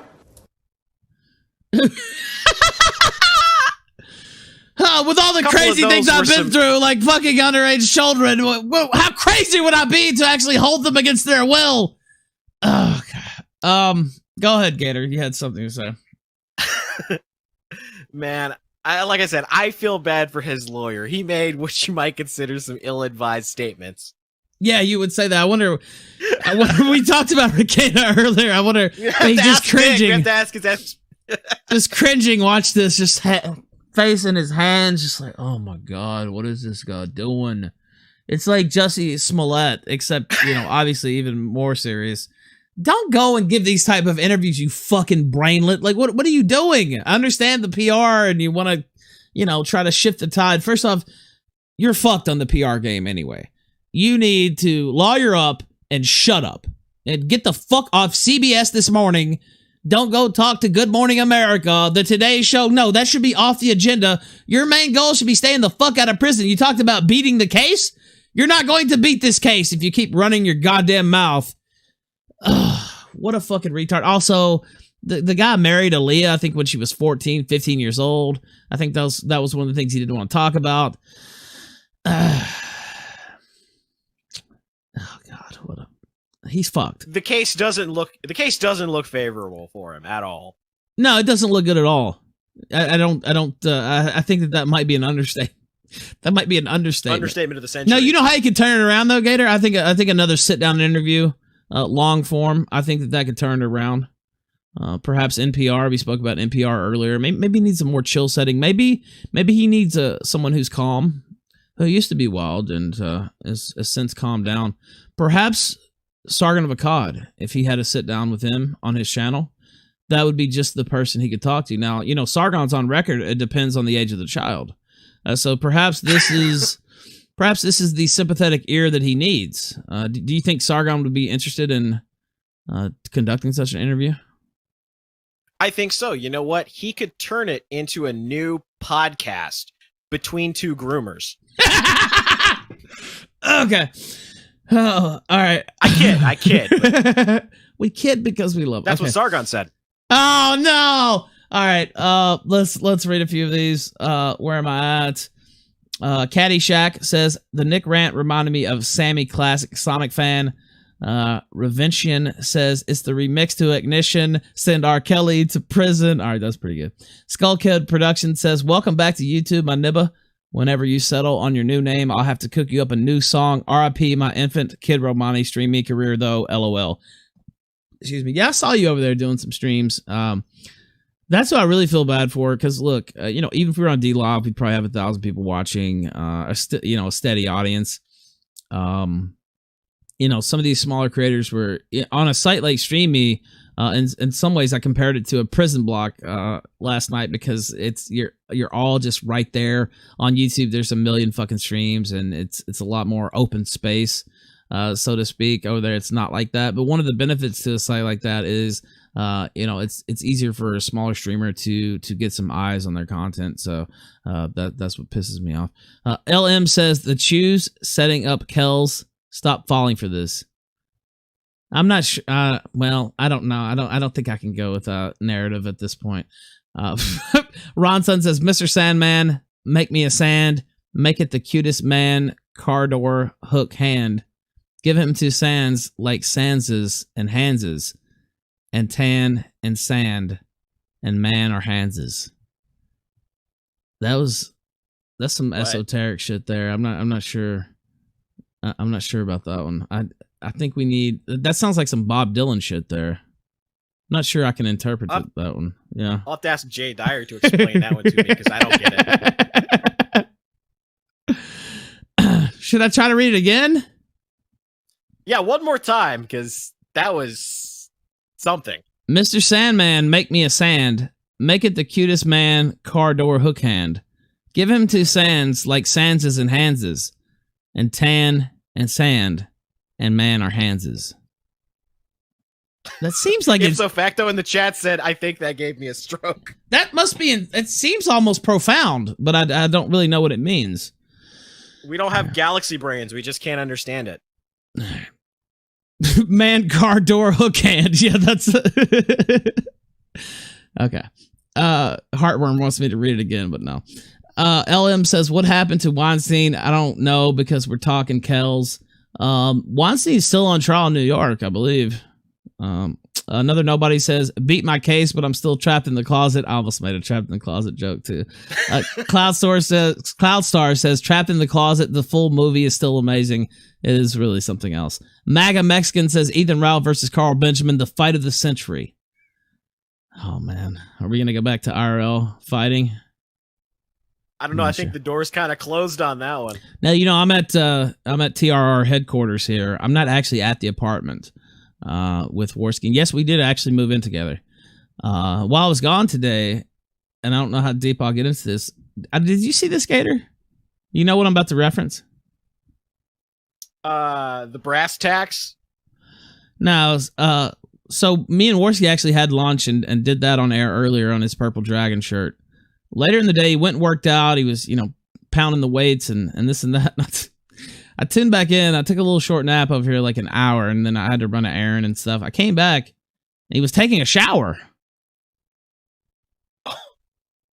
On I already the air. don't like where this is going. Now, it was making me laugh my ass off. I'm not gonna lie. But yeah, he was taking a shower and talking shit to the chat and just shooting the shit there. It was really something else. Now, he told me he had talked about this yesterday, and I was like, no, he won't. Like, there's no way. But yeah, he actually did do that. Yeah, he was naked. But it was from the waist up, so you couldn't, it was just him topless, basically. But yeah, he was naked over on Purple Dragon. They're saying play it. I don't know. I don't know if I should play it. Well, it's promo for Purple Dragon, so why not? Hold on, let me see if I can find it. Okay. As long as he didn't show anything, I think you'll be okay.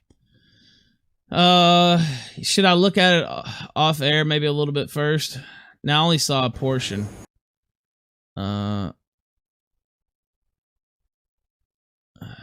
I don't know, man.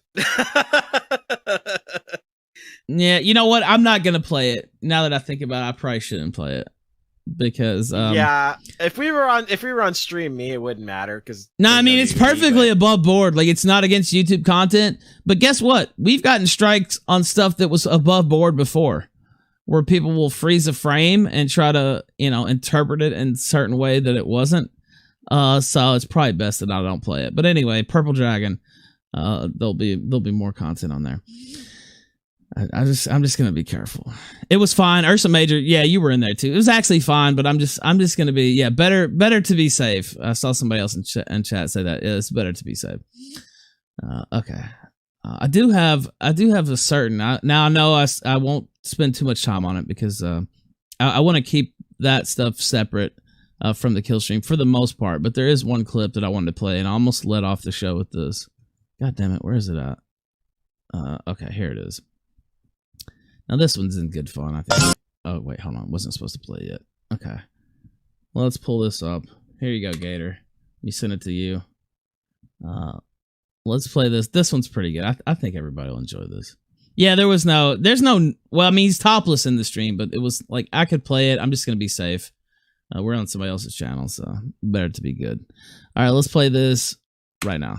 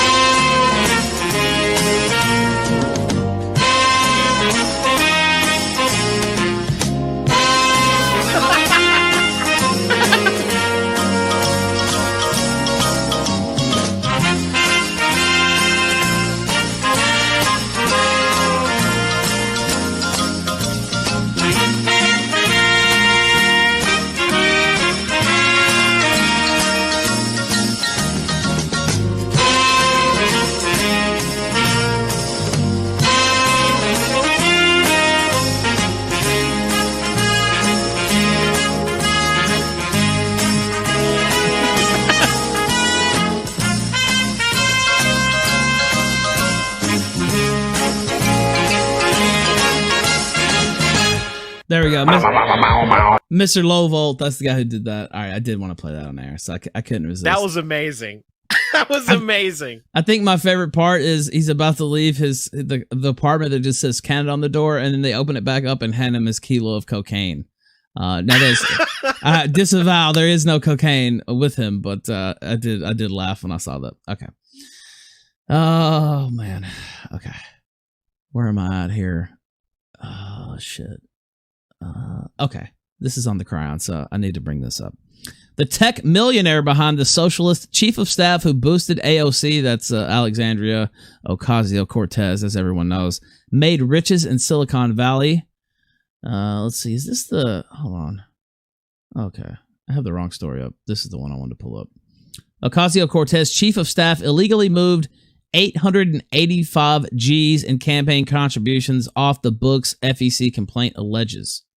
New York Representative AOC and Saikat Chakrabarty, the Progressive Firebrand's multimillionaire chief of staff, apparently violated campaign finance law by funneling nearly $1 million in contributions from political action committees Chakrabarty established to private companies that he also controlled, according to an explosive complaint filed Monday with the Federal Election Commission and obtained by Fox News. Amid the allegations, a former FEC commissioner late Monday suggested in an interview with the Daily Caller that Ocasio-Cortez and her team could separately be facing major fines and potentially even jail time if they were knowingly and willfully violating the law by hiding their control of the Justice Democrats Political Action Committee. Such an arrangement could have allowed Ocasio-Cortez's campaign to receive donations in excess of the normal limit by pooling contributions to both the PAC and the campaign itself. The complaint asserts that Chakrabarty established two PACs, the brand new Congress PAC and Justice Democrats PAC, then systematically, systematically transferred more than $885,000 in contributions received by those PACs to the Brand New Campaign LLC and the Brand New Congress LLC, companies that, unlike PACs, are exempt from reporting all of their significant expenditures. The PACs claimed the payments were for strategic consulting, strategic energy. Although large financial transfers from PACs to LLCs are not necessarily improper, the complaint argues that the goal of the extensive scheme was seemingly to illegally dodge detailed legal reporting requirements of the Federal Election Campaign Act of 1971, which are designed to track campaign expenditures. It appears strategic consulting was a mischaracterization of a wide range of activities that should have been reported individually. And then it goes on, talks about, I'll read this paragraph. These are not minor or technical violations, Tom Anderson, director of NLPC's Government Integrity Project, said in a statement. We're talking about real money here. In all my years of studying FEC reports, I've never seen a more ambitious operation to circumvent reporting requirements. Representative Ocasio-Cortez has been quite vocal in condemning so-called dark money, but her own campaign went to great lengths to avoid the sunlight of disclosure. And I was looking for a comment from her office, but it says here in the article that they haven't commented whatsoever. No, there's a lot more. I'm not going to read the whole thing because it's, Jesus Christ, it's even longer than I thought. It's very long. And do they bring up in the article the fact that she had her husband on the dole as well? Yeah, that's a separate. Oh my God, I didn't mean Actually, no, I take it back. I don't think they're married. I think that he's her boyfriend, which makes it even more questionable that he was getting paid by her campaign. Yeah, so that's a separate issue. That's another story, and that was recent too. 6 days ago, payment to Ocasio-Cortez boyfriend. That's another FEC complaint that he's on the payroll, and I guess that violates campaign finance law. The way they had it structured. He also has a house.gov email address, which is also highly unusual and suspect. Yeah, the whole thing is fucking suspect. Now, do I think that she's gonna go to jail? Probably not. Let's be real here. But giving, and they talk about this in the article, given her public proclamations and the tenor of her campaign and rhetoric, not a good look to say the least. But I guess we'll see what happens. I don't think she's gonna go to jail, but go ahead. I guess we're just screaming at her from the cheap seats after all. Yeah. What about this school of thought? And I don't know if we've absolutely addressed this on the show. There are a lot of people who say, don't talk about this bitch ever. That you're just giving her attention and people are obsessed with her. I mean, I'm not personally obsessed with her. The Instagram pic that ended up not being hers, that was pretty nice. But other than that, no, I'm not actually obsessed with her. But what do you say to that argument? I do think there are some people on Twitter and in the media, the right-wing media, who do jump at every single thing she says, and it's kind of made her more famous. There's one thing besides saying, okay, don't focus on every single thing she does versus never talk about her at all. You know what I mean? I think that there's a middle ground there. Do you agree with that, Sans?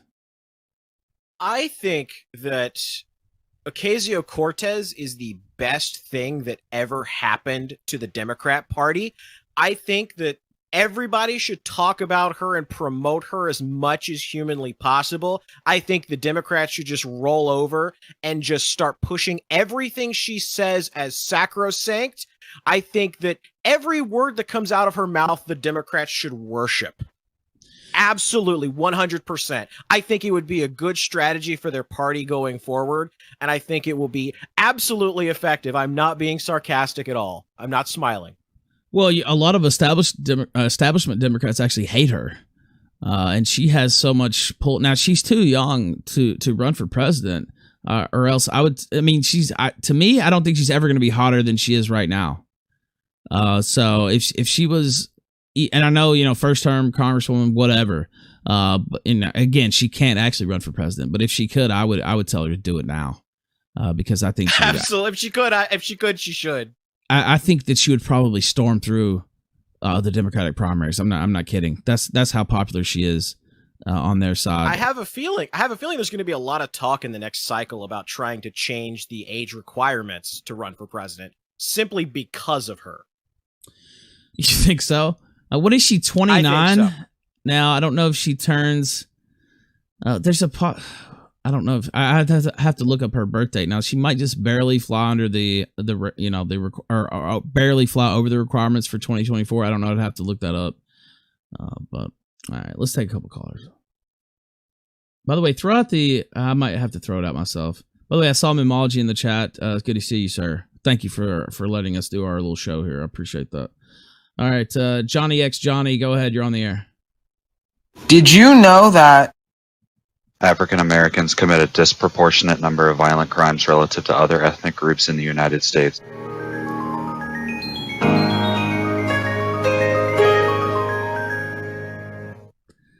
Thank you. I had heard that before. I had heard that once or twice. He had that ready to go too. That was well timed. 10 out of 10. Yeah, I think that's the call of the night so far. All right, let's take another caller. Onion Wizard, you're on the air. Go ahead, sir. Yo, what's going on, guys? I just want to give a little comment on the whole stream that BS that went down. Yeah, sure. I would just take a moment to call out those absolute retarded HN idiots that completely screwed themselves over so bad. I mean, they were trying to take you out, and in the process, they ruined the site. All the fun we were having, they just completely threw it into the gutter, and they didn't even succeed. You're at 3,000 people. Like, what were they thinking? It's so stupid. Well, I don't want to, I don't know if I want to put it on everybody over there, but yeah, there's definitely some people. And also, I feel that some of it is spurring people towards goals that you want to happen. Maybe a certain group of people want to happen, and kind of pushing that agenda and getting more people on board with it. But yeah, they're, I don't know, doxing the owners, their families, and the tributes being sent. I don't know. It didn't really hurt us. It just killed the whole site off to spite us, and probably gave us a huge boost, honestly. So I guess that was a slight miscalculation by a certain group. Yeah. Yeah, King Kama, I see you in the chat, buddy. Yeah, I am a stream.me Spurg, buddy. I made a fucking, GIF of a spinning shekel for that website, dude. I love that website. And I'm so upset that these dummies ruined it. The man made a spinning shekel. You can never question his commitment to fucking stream.me. Damn right. Sunset me. Thank you, sir. All right, let me sunset him. Spinning shekel, that is a lot of dedication, I have to say. It shows commitment. And I saw him use the spinning shekel personally. So I can say that that's not just a story. He actually did have a spinning shekel that would show up in chat. You won't ever be able to do that on YouTube. Spinning shekels will never grace this platform. It's unfortunate, but I think it's just worth saying. All right, let's take another caller. This is one of the quote unquote gold star callers. Dark V, sir, how you doing? Hey guys, welcome back to YouTube. Thank you. Welcome back. I appreciate Listen, that. this AOC bitch, she there's other stuff that's going on. The New York Post is just going after her like crazy, and you should talk about her. There's no way that you should not, okay? Because you're not supposed to comment on shit that she's doing. You do know that she's got like a rent control department, the department that she hasn't even lived in. They caught her in, like she said, she just moved, and meanwhile the kitchen cabinets match up with from like Thanksgiving. I actually am not familiar with that story. Yeah, she said she moved, like she did a cooking thing. She does like a live stream every Sunday or something, like one of those things, a Periscope or something. And she was like, yeah, the last one she was cooking like a yam or something. She was cutting up a yam with sweet potatoes. And she wasn't recycling. That's one thing. Another thing is, I don't know if you noticed, Mrs. Green Deal, New Green Deal, they spent like $30,000 in the summertime on Uber. 30 grand. Yes, when the train was a block away. I'm so cheap, I don't like spending even $12 on an Uber, much less spending 30 grand. Yeah, dude, listen, the subway's a block away, the 7 line. She can get anywhere with that. Dude, this woman's just... That's why when people say, oh, you shouldn't talk about her, you're giving her, you're giving it attention. It's not, well, so what are you not supposed to? You're supposed to sit there and sprout this shit. Let us say a dumb shit. Like I posted today. Like I think I did a tweet or something. Like I expected to do like a Pluto from like Animal House that she's gonna say like she gives a speech like when the Germans bombed Pearl Harbor, that shit. Now you can't expect a sumptuous lady like her to ride the subway though, Darkview. That's for the plebs. You can't expect that. Oh, why not? Well, why? Somebody's gonna hit on that horse face, bitch? Come on. You're saying you wouldn't no. Dip your pen in the ink there? No. Look at the teeth. I'd be scared. Don't have to necessarily look at the teeth. Well, you better worry about the teeth when the pin's going in, because if they come down on that pin, you ain't got no more pin. That's a fair point. You gotta look at it, you gotta think in terms of like, hey, you know what I'm saying? That's fair. Listen, I was by your place today. I don't know if you've seen it. You were by my place? Well, the place you're gonna be in a month. Oh, wait, Miami? No, MSG. Oh, yeah, that's right. I told you. I'm going to be in New York. That's right. And in fact, I think your favorite entertainer is going to be there soon or something, because I thought I saw a thing. What's it called? The guy that the entertainer that you were such best friends with. Sir Elton John, or better yet, Dame Elton John. Not everybody knows that story, but yeah, Elton John actually filed a fucking complaint against me, and they ended up threatening me and getting me to take a story down about his boyfriend. I guess not his boyfriend, but his husband over there had an affair on Elton John, and I guess this is not a joke, by the way. The dude, part of the affair was they like fucked in a vat of olive oil or something like that. And in the UK, you can get gag orders and shit where you're not able to talk about stories like that. Now in the United States, they don't give a fuck. Canada, you can say whatever. But since my website was published and I was a smaller website, they actually sent me a threatening letter and said, we're going to sue you and this and that. I actually did take it down. It was kind of disgraceful. But I took it down because I didn't want to get sued by Elton John. I mean, even now I wouldn't want to get sued by Elton John, but I was kind of broke back then, fully broke. And it just didn't seem like a good option. And it was just kind of a little throwaway blog post about, them wrestling around in fucking olive oil and LOL. And so I just took it down. But yeah. Ralph, wasn't that just before you went to London to see Nora? You know, when I published that story, yeah, this is when I first. Now, it wasn't a Sargon meetup. I did meet up with Sargon over there, but that's not why I went. I was going to meet Nora for the first time, actually. And you know, when I published that story, I was actually over the Atlantic Ocean. I had paid for in-flight Wi-Fi, and I published that article while I was flying. So, while I was riding on a flight, I guess I wasn't. Dude, I'll always remember the Elton John story because it was so hilarious. Yeah, that's old school. That's old school. I think I've talked about it a little bit maybe on one of these shows, but yeah, that's old school there. That's OG Ralph Retort story. All right, before I go, listen, guys. People ask me, I don't know where I'm going to stream. I can't tell you. I was going to ask you that. You were doing some good, cool streams over there on Streamy. That's another. You're one of the people I thought about. You and Randbot and some others that just got completely shafted by them. What are you going to do? Dude, it's just YouTube. I don't know if DLive will let me play music. I know YouTube won't. They won't let me play clips either. I like to play comedy clips and then laugh about it with the chat, and I don't know. So I'm thinking DLive, but I think they have the same thing. I was going to ask you about that. I don't think they're quite as strict about it over there. I think on YouTube, as long as it's on YouTube, you'll probably be all right. They might put a claim on it or something like that. Whoever owns the rights for the video, but I don't think. I think you'd be okay. Yeah, I will see. But guys, listen, welcome back. I wanted to call last night, but listen, if this is going to be the last Killstream, I have to get in. This is it. We won't be around anymore after this. Oh, then I got the last one in. So farewell, Killstream. It was good while it lasted. Loved you. Loved you. Had a lot of laughs. Listen, everybody, take care.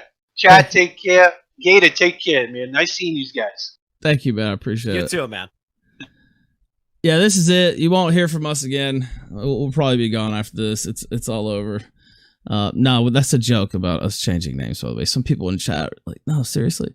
No, not serious. I mean, the name change part's serious, but anyway.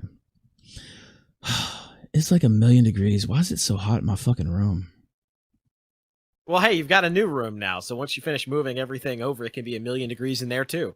That's true. I don't have the full rig over there. That's one reason why I'm still doing the shows here. Okay. Now this story, somebody emailed me this. I forget the Bron Stelter or whatever his name is from CNN. I don't think it's the real guy. But he sent me this. Cory Booker, my roots go back to slavery. Senator Cory Booker on Sunday emphatically said his roots go back to slavery, and his roots rose up during the civil rights struggles in the 1960s, potentially previewing a major potential point of contrast between him and Kamala Harris, blah, blah, blah, blah, blah, as they court black voters. Now, basically, his argument, now he's not saying this directly, but he's talking about my roots go back to slavery, and he has this whole story.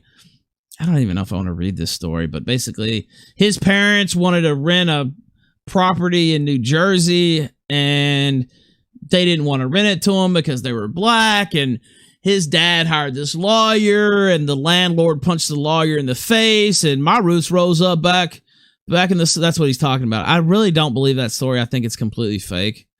I see no reason to believe that whatsoever.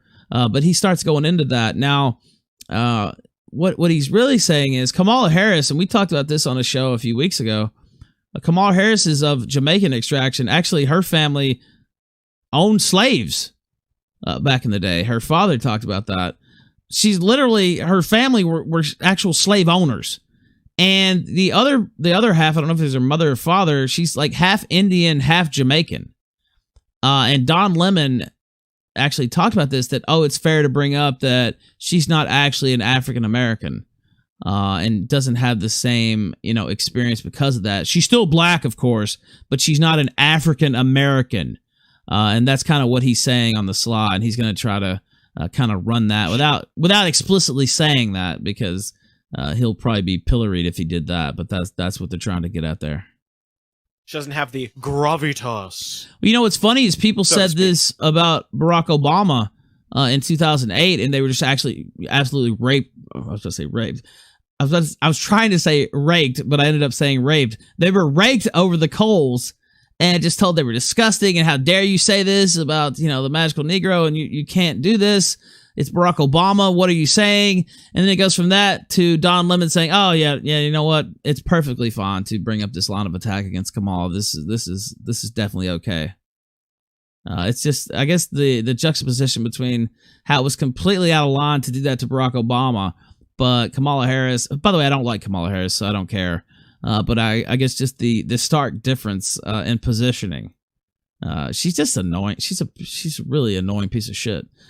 But just the way they're playing this versus how they played it back then, I think that is kind of startling. But there's a schism in the Democrat Party right now, and a lot of people see Kamala Harris as the Hillary Clinton-esque candidate. The candidate that's going to end up taking all the oxygen out of the race, that the Democrat establishment is going to push, and she's going to get the nomination. Everybody's going to be mad. And they see her having the exact same problem Hillary did versus Trump. Yeah, well, she's not likable. Is that what you're getting at? Yeah, she's just not. She's very unlikable, number one. And number two, she's not willing to put in the time, the effort, and the energy to get the Democrat Party united together. In fact, she'll do exactly what Hillary did. She'll divide them. By the way, to be fair, Cory Booker's not very likable either, but I guess he would clock in above Kamala Harris. That's just not a very high bar, though, is it? No. The problem that the Democrats are going to have is Kamala Harris is going to dominate and monopolize all of the money in this race. Now, there was how many people declared? I want to say 14. I was about to say another 14, but a lot of people have declared for the Democrat nomination. There's going to be, I don't even know how many more, probably at least 8, 9, 10. A lot more people are going to jump in this. Joe Biden saying he's probably going to jump in. Beto O'Rourke's talking about jumping in. I know there's several others possibly going to run. Out of all the ones you've seen so far, who would you say is the most likable on the Democrat side? Ooh, that's a loaded question. Most likable.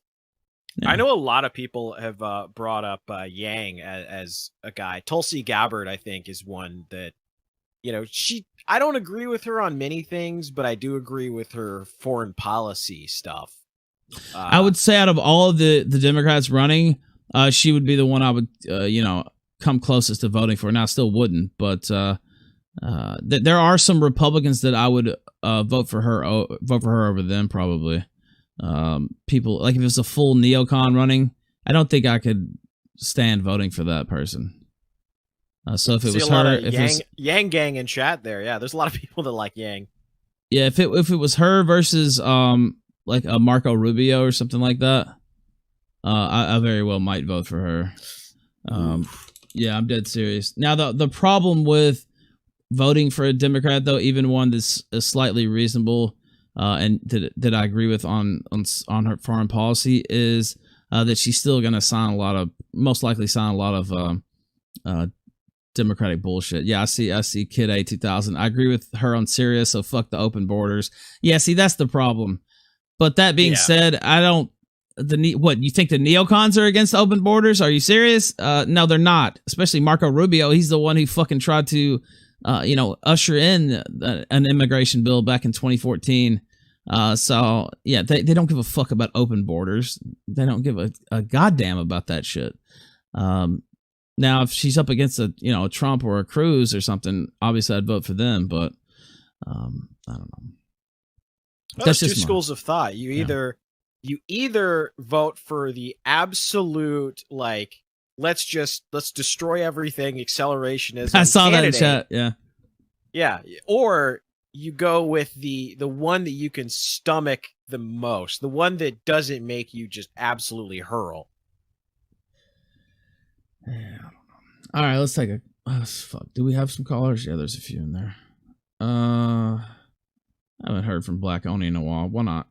Black Oni, you're on the air. Go ahead. Guys, I'm so fucking annoyed about the whole Stream.me thing going down the toilet. I actually fucking made 4 intro videos. I was just starting to get streaming on there. And I'm so sad that it went down the drain. Yeah, you were doing, I don't know if you ever even did it, but did you do the Hearts of Iron thing? Yeah, I actually got 10 views on my first Hearts of Iron stream. And I actually legit put in some effort. I did, I made, if I'm allowed to shill, I actually did 4 intro videos that's currently on my YouTube channel. One of them actually got sent to the naughty corner, but yeah, I did special intro videos for them, that old World War II footage with music, shit like that.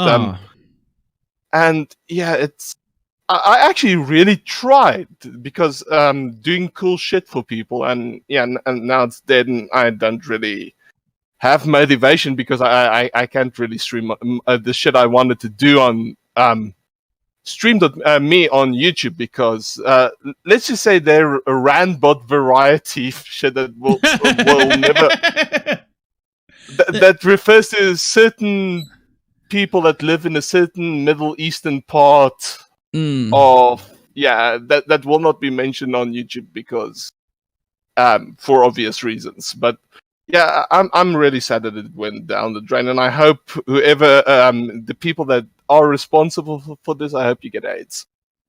I hope, yeah. Very directed to the point. I hope you get AIDS, and I hope you succumb to the illness. Is that your position? Yes, and I hope it's a new strain of Super AIDS that's ARV resistant. Not the Bronx Blogger version. Whatever's keeping his ass alive. You want him to get the Super AIDS. Yeah. Actually, I was busy working on a fucking Bronx Blogger clip. I had several of them, the whole one with Family Guy, where they sing the song that's "You got AIDS," and I wanted to superimpose Bronx Blogger's face on the guy that's lying in the medical in the bed, and shit and you can't do shit like that on YouTube, because you'll get your ass strike to Kingdom Come. I mean, that sounds like something we would have played on the show. Actually, yeah, maybe on the older iteration of the show, but yeah, you can actually check it. I did. You know the Pearl Anthem. Yes, I did actually.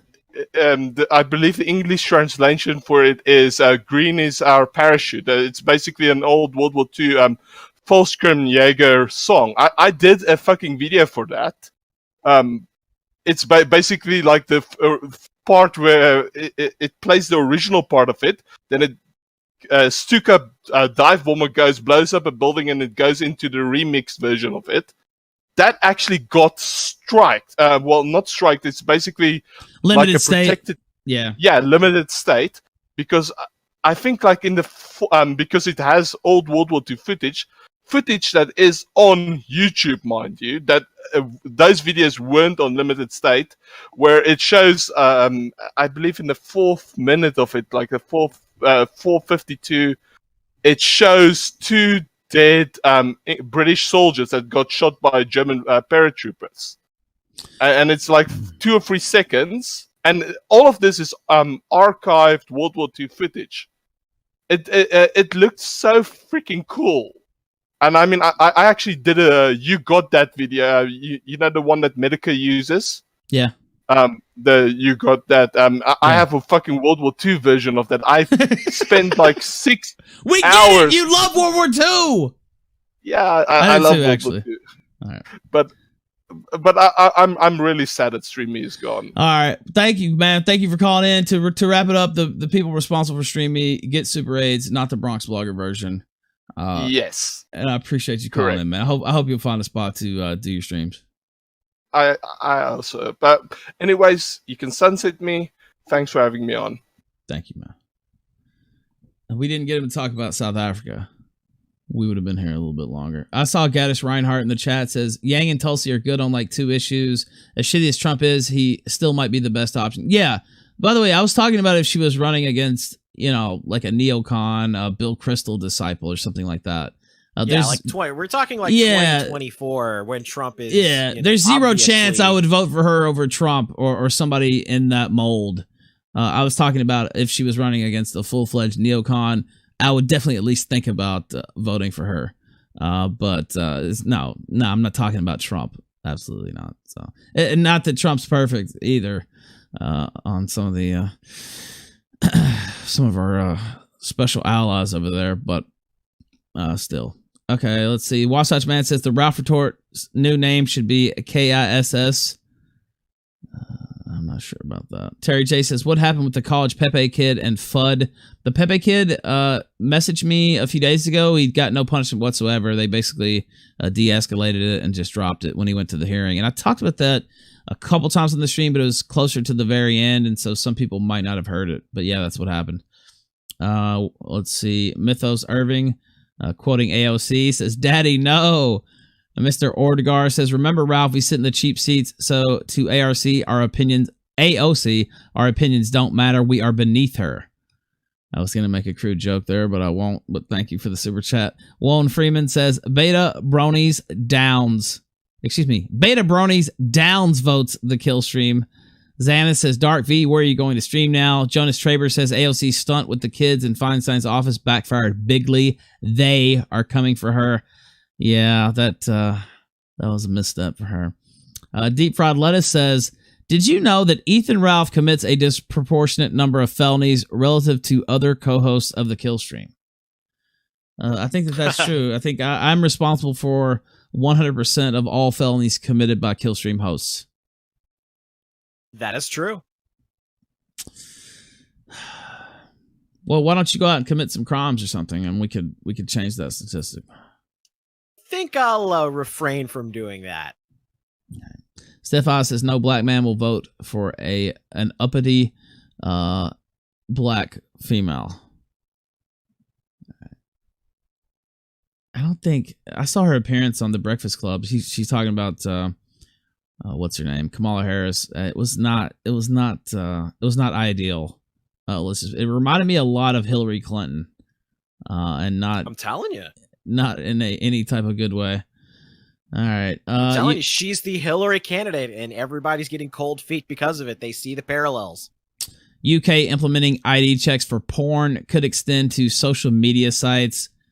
Maybe I should be careful here too, but it's Breitbart, so I think it's okay. A lawyer claimed the United Kingdom could soon force users to provide a valid ID if they want to access social media sites, as the UK implements mandatory ID checks on porn users starting in April. So basically, if you want to see a porn site, you either have to go to a store and pay £5, which is probably about $7, something like that, and buy this little card and put it through a website so you can view all the porn you want, or you can submit your ID to the porn sites themselves. It's literal. It is a porn license. Yeah, that's exactly what it is. And they passed this a few years ago, but they're just now going to implement it. I want to say April 1st. Now, this is a derivative story based on that. Let me continue. Yeah, from April 1, internet users in the UK will be required to submit a valid form of ID, such as a driver's license or passport, in order to access pornographic websites. Now, I'm not going to read the paragraph because it's just what I said. As well as registering age ID, blah, blah, blah, blah. Same thing I just said. Porn, oh, wow. It's not just £5. It's £5 on a single device, or $8.99 for use across multiple devices. That's just disgraceful. Porn websites which fail to comply with the new law could receive fines of up to £250,000 or be blocked from the internet. According to British obscenity lawyer Miles Jackman, a similar system could also be applied to social networks in the future. There seems to be a massive groundswell of opinion in Westminster that age verification is a solution to the problem. It's seen as a simple way forward to cure all the ills allegedly caused by social media. Well, as we heard from Jack Dorsey, and I reiterated myself, and anybody who's ever been on Twitter knows, there's hardcore pornography all over Twitter. So why couldn't they extend that license to a place like that, or any other social media where porn is rampant? It only makes sense that they would, right?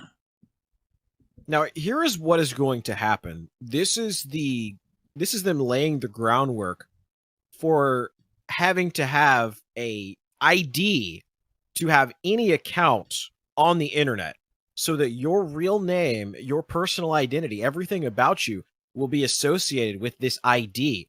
And so wherever you go, whatever accounts you create, you will have to provide some sort of verification that you are who you say you are. This is the beginning of the death of internet anonymity. Yeah, and that's been discussed. I think Medicare's talked about that. Other people's talked about it. It's a big idea to have a universal ID system on the internet where everything you do online is tied to your real name. And they absolutely hate the concept of anonymity. They hate that people can just make throwaway accounts and do what they want to do, because they feel that they're not able to enact their globalist agenda quite as easily when that's allowed. And there's a definite push towards that. Now, let me take the devil's advocate position, which I don't actually believe, as far as the porn thing is concerned. A lot of people say, porn's running rampant. It's corrupting our youth. It's giving them a warped view of sexuality. So there's a couple options. We could just stamp out all porn, make it illegal, or we could just make it a lot harder for minors to access, or make it harder for people who aren't absolutely motivated to access it. Make it harder for them. Whereas somebody might just go watch porn if it's ubiquitous and it's very easy to get to those sites. Whereas if they have to buy a license, of course, if they're underage, they won't be able to buy these licenses. That perhaps that's a possible solution to the ills of society that porn is possibly responsible for. Yeah, but I think the porn is kind of the secondary part of this. I think it's really just they found an issue that they can use to push this idea of an internet ID, and they're just like, oh, it's whenever totalitarians come up with this harebrained scheme to curtail freedom, it's always under the guise of think of the children. That's what they were literally using, that same argument in 9/11 to pass the Patriot Act. It was the same thing, but think of the children. Yeah, that's the favorite argument on anything they want to force down your throat. Well, just think about the kids. And by the way, I know there's a large part of chat thinks porn should just be banned outright. And on free speech grounds alone, I have to. I can't go with that. Mark Collett's a guest on this show, though. That's his position, that porn should just be banned outright. I can't personally go for that. But I do think that there is a lot of merit to the arguments of, porn is kind of warping views of sexuality, especially for young kids. Look, I'm not going to sit here and lie. I saw plenty of porn when I was a kid. I mean, let's be real. And that was back when there was still a lot of porn, but most of the times when I was a kid, it might be still imagery and stuff, or maybe you could see a clip, but it was a little 30-second clip or something like that. It was not even the full video, and it was in shit quality. Whereas now, you're a kid, porn is just, everywhere. Free full-length videos. Growing up now, it's just ridiculous. But by the way, Heartworm, yes, we know. Okay, shock of shocks. Jay Caesar watched a lot of porn growing up. I know that's yes. Breaking news. Jay Caesar had his fucking eyes glued to the PC watching every piece of porn he could when he was a kid. Yes, okay. True. But I still take the arguments seriously that this is not necessarily good for kids to be exposed to 24/7. And it's even different than it was then. It's everywhere. Porn stars are you knew them back in the day, Jenna Jameson, maybe some of the very top tiers. Now porn stars are celebrated all over social media. They're on Instagram tweeting out, all their, finery that they've bought with their porn, I won't say blood money, cum money, whatever the fuck you want to call it. So I would say that pornography is a lot more celebrated than it was even when I was a kid. A lot of that has to do with accessibility. Well, yeah. And it's, it's marketing too. Just the term porn star, I've heard some people talk about.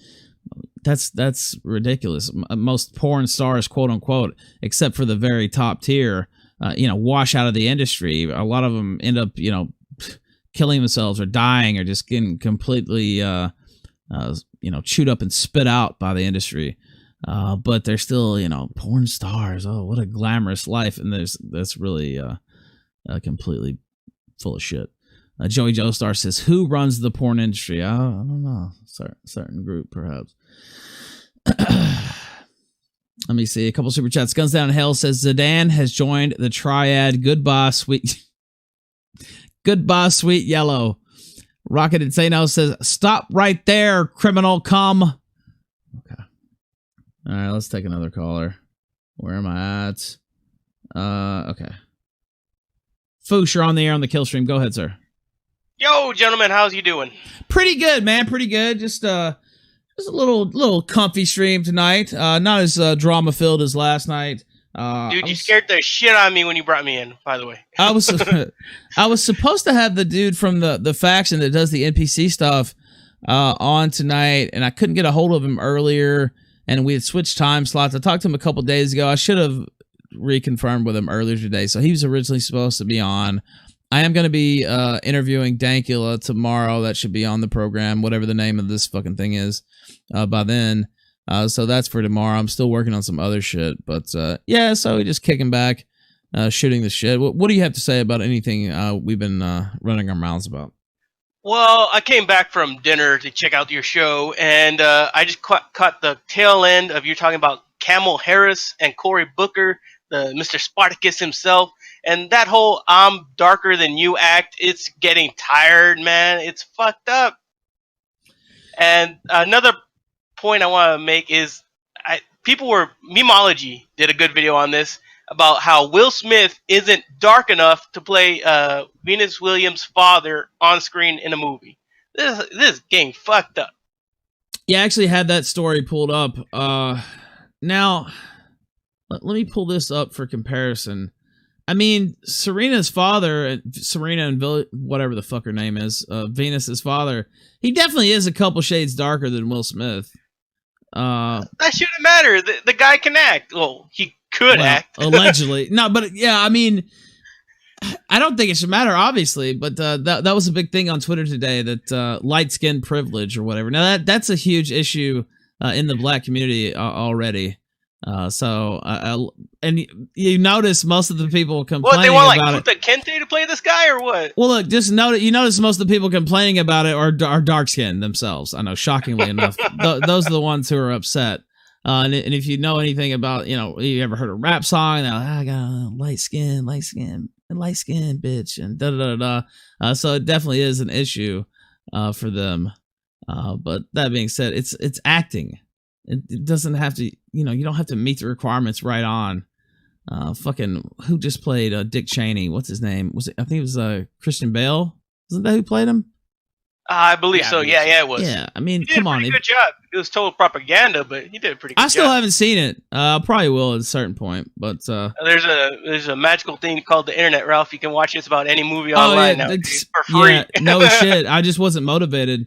I watched The Favorite. I got a review copy of that. Yeah, I've been downloading shit. That was disgusting. Wait, I wasn't just watching porn when I was a kid too. I was learning how to fucking download anything I ever wanted online, and I still know those tactics even to this day. So yeah. Well, all I gotta say is, I got a secret for Chet. Chet, I'm Mexican. I don't give a shit who plays Cesar Chavez in any movie. Who gives a fuck? If they can act, they can act. There you go. Breaking news. Thank you, Based Mexican, for calling in. I appreciate it.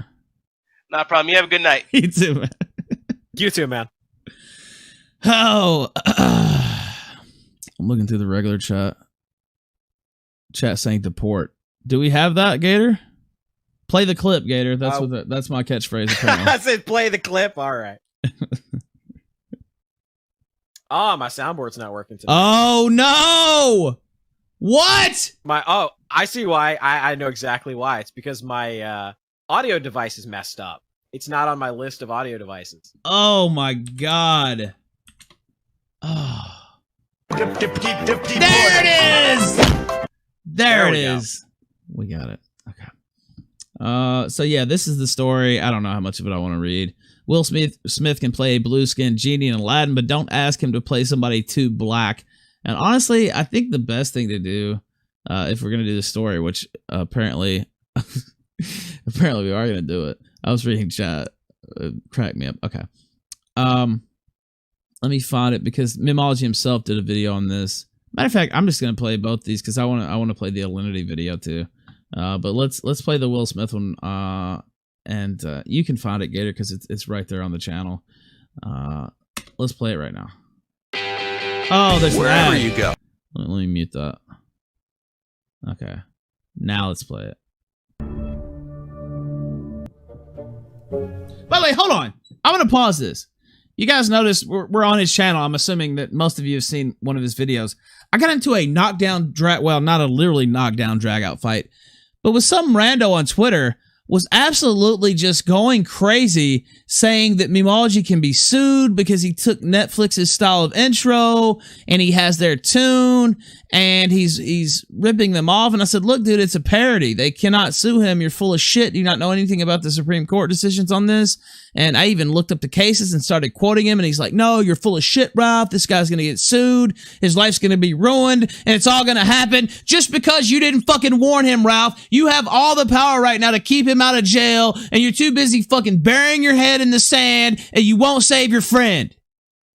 And I just got absolutely livid with this guy. And he wouldn't stop tagging me. And if I said, stop fucking tagging me, I'm going to block you. I don't want to hear another fucking word about it. What are you saying to me? Leave me alone. You're wrong. Sorry. You shouldn't let a guy like that get you all riled up, especially when it still riles me up. What the fuck? This guy tagged me for 3 hours straight. And I kept arguing with him because he was so wrong. And it was just... You sure he just wasn't fucking with you? I can feel my blood pressure. I can actually just feel it rising. Okay, I'm gonna calm down. Okay. Oh, what's up, Black Pigeon Speaks? I see you. I see you in the chat there, man. Oh, there's a new Jabba the Hutt, by the way. Yeah, there's Mimology himself in the chat, by the way. Millions of YouTubers and TV shows use parody intros. That's what I tried to tell this person. He wasn't trolling. No, he was not trolling, guys. No, I wish that it was a troll. No, he was dead serious. Okay. All right, let's play it right now.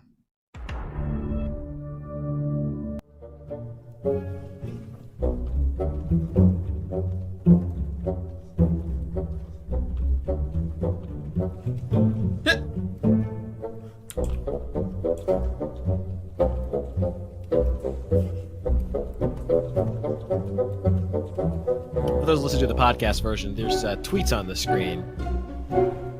Wait, by the way, was Marshala, that's what's his name, Marshala Ali or whatever the fuck, he's got a couple of Oscars now. Is he supposed to play every dark-skinned fucking black role ever? Apparently. We'll just have him play every fucking, I was about to use a term there, every darker gentleman that you can find, just have him play them all. Was he not available? No, he probably wasn't available. He fucking just won an Oscar. He's gonna end up with a boatload probably if he keeps at this rate. He probably has a pretty full slate. I see Mamology in the chat, by the way. A little follow-up says, actually, I had this one guy who reported me to Netflix. Maybe it was that guy, now that you think about it. Okay. All right, let's continue. 27 seconds.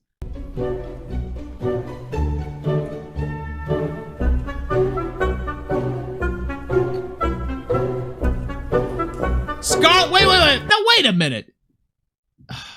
Scarlett Johansson. Says, read it. No, you go ahead and read it, Gator. Yeah, go ahead. Scarlett Johansson might as well play Venus with this kind of mess casting. How? First off, I would absolutely love it if Scarlett Johansson played Venus. That would be amazing. Go full blackface with it. I think that would be the funniest fucking shit ever. Can we please make that happen? But second off, this is no way like that. What the fuck is this bitch talking about? You're talking about somebody of a completely different race versus just a guy that you don't think is dark enough. Can we darken Will Smith up? Or is that blackface too? I mean, he's black, maybe blacker face. Is that allowed? I'm not sure. I don't know. You'll have to ask the experts on that one. All right, let's continue. 37 seconds.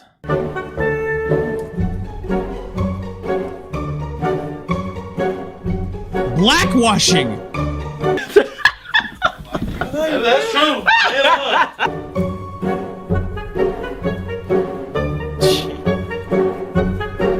Alright, I already see the video that I want to play next. Okay. Now this has absolutely nothing to do. Hold on, I'm gonna mute the ad. I'll let it play though, because I want to let him get it through. I'm on incognito, so I don't have ad block, but I'm glad I don't, because we want to give our host the ad views anyway.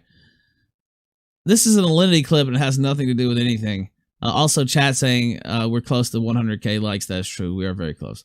All right, let's continue. Play this. I'm assuming you already have the clip, Gator. I do indeed.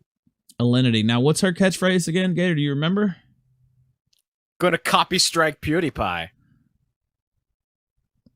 All right, let's play it right now.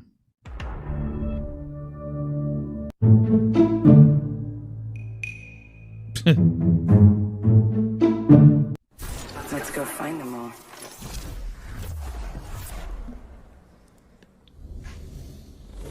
My butt sweat? No shit. I don't have butt sweat. What's wrong with you? Now, let me ask you real quick, Gator, 24 seconds in, would you copy strike that pussy? Put 3 copyright strikes, one after the other, delete her YouTube channel. I think chat's lying if Pooch they Squad, say... Beauty Squad, rise up. I think chat's lying if they said they wouldn't copy strike that pussy. Okay, let's go ahead and play it. 24 seconds right now. Introducing your champion. Sounds like a trick. Anyone want to take me out? Come find I me. think so. It's gotta be a trick.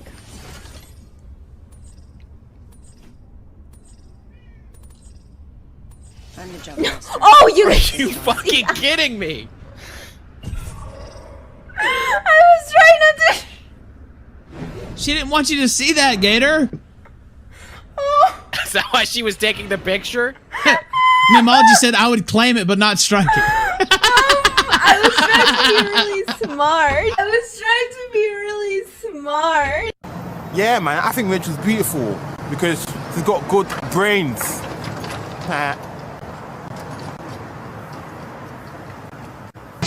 I am the one, the way your son don't need a gun to get me.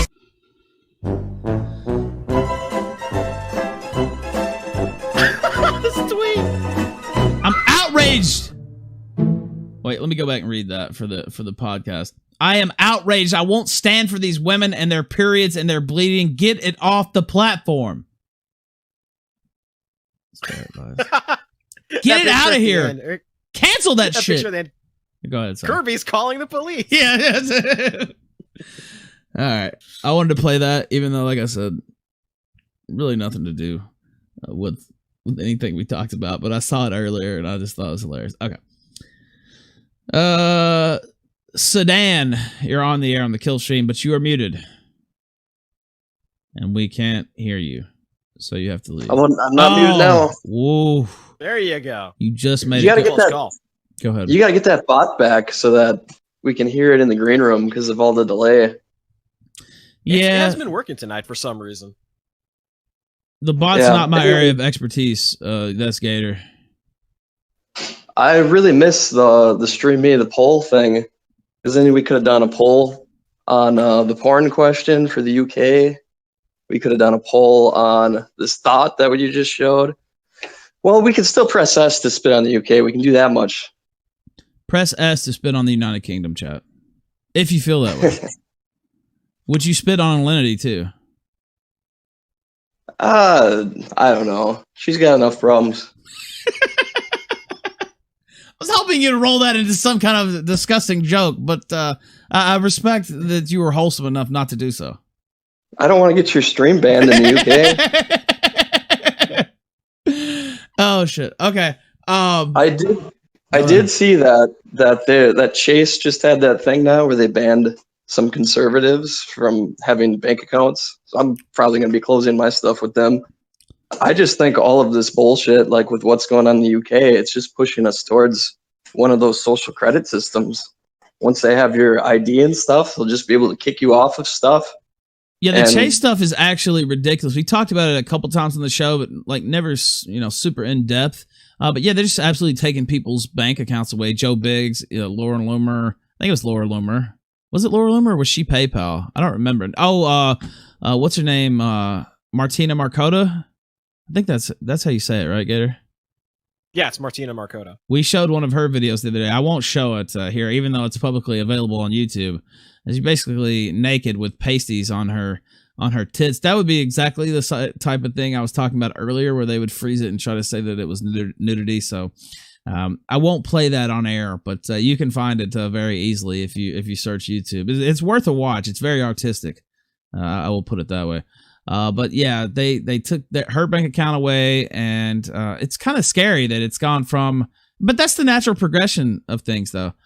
Take away their PayPal, take away their Patreon, kick them off Streamlabs like they did me. Do that type of thing, and then finally just take away their entire fucking bank account.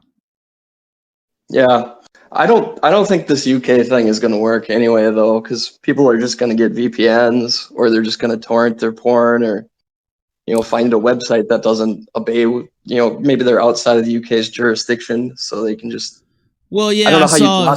Speaking of Dankula, I'm gonna have him on tomorrow, but somebody was like taunting him on Twitter or whatever, like, "Oh, you're gonna have to get your license," and I was like, "Nah, not me. I've got a VPN." So now the one thing, if you have a really top-notch VPN, you can still do good streaming and stuff on it if you pay for the extra plans and stuff. Sometimes the VPN with streaming though kind of makes it slow, but I'm sure Dankula probably has the top-notch shit. By the way, I hope they don't come and arrest him between now and tomorrow.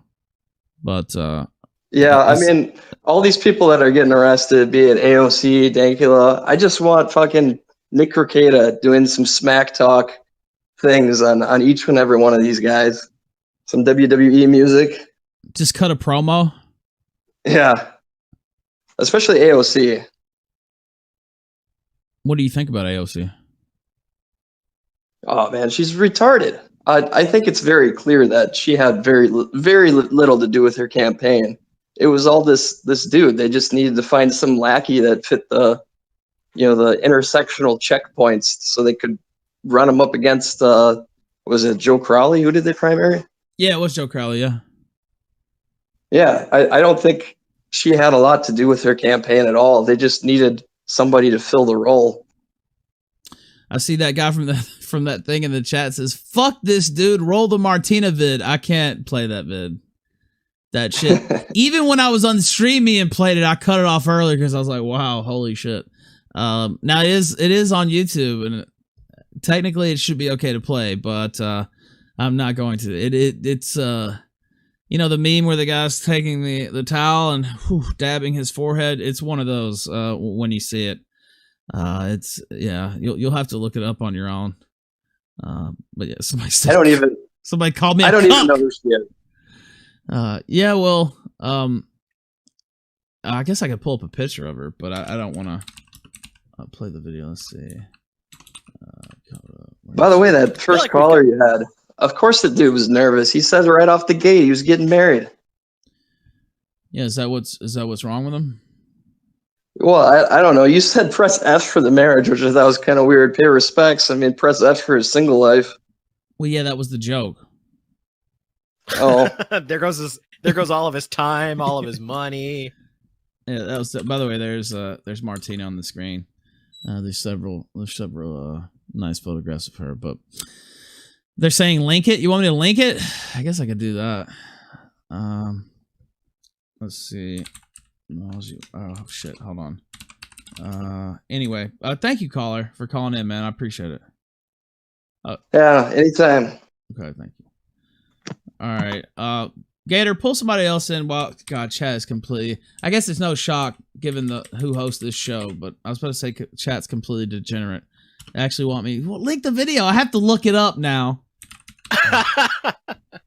Okay. All right, let's bring in Loon. You are on the air on the Killstream. What's going on?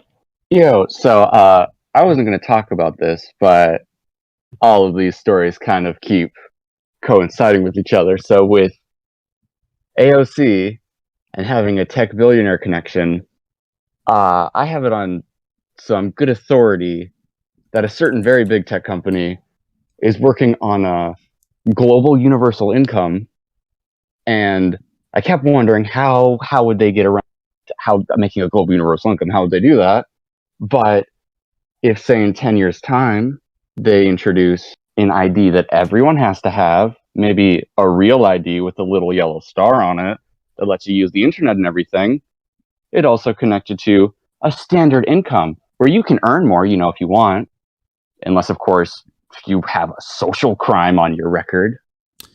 Yeah, you know what? I never thought about that. But the standard income, as many heavy hitters and intellectuals and thought leaders that are pushing that shit's probably gonna happen within the next. I don't know. I mean, I don't know how soon. Within the next 10, 20 years for sure. Well, yeah, because that was the interesting thing about when she released the whole Green New Deal. One thing in it was that they wanted to plan to 10 years, which is roughly what everyone's estimating for this new economic order.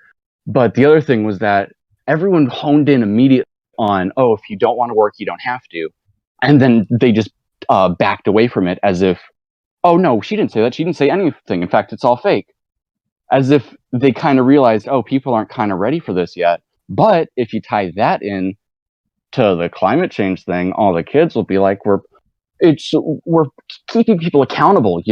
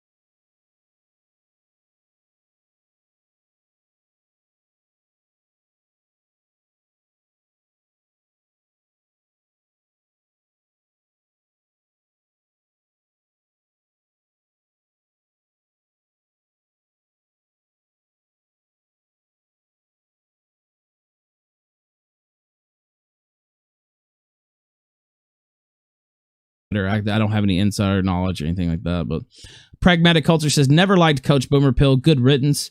Aaron Shadow says, Nick Rekieta confirmed for WrestleMania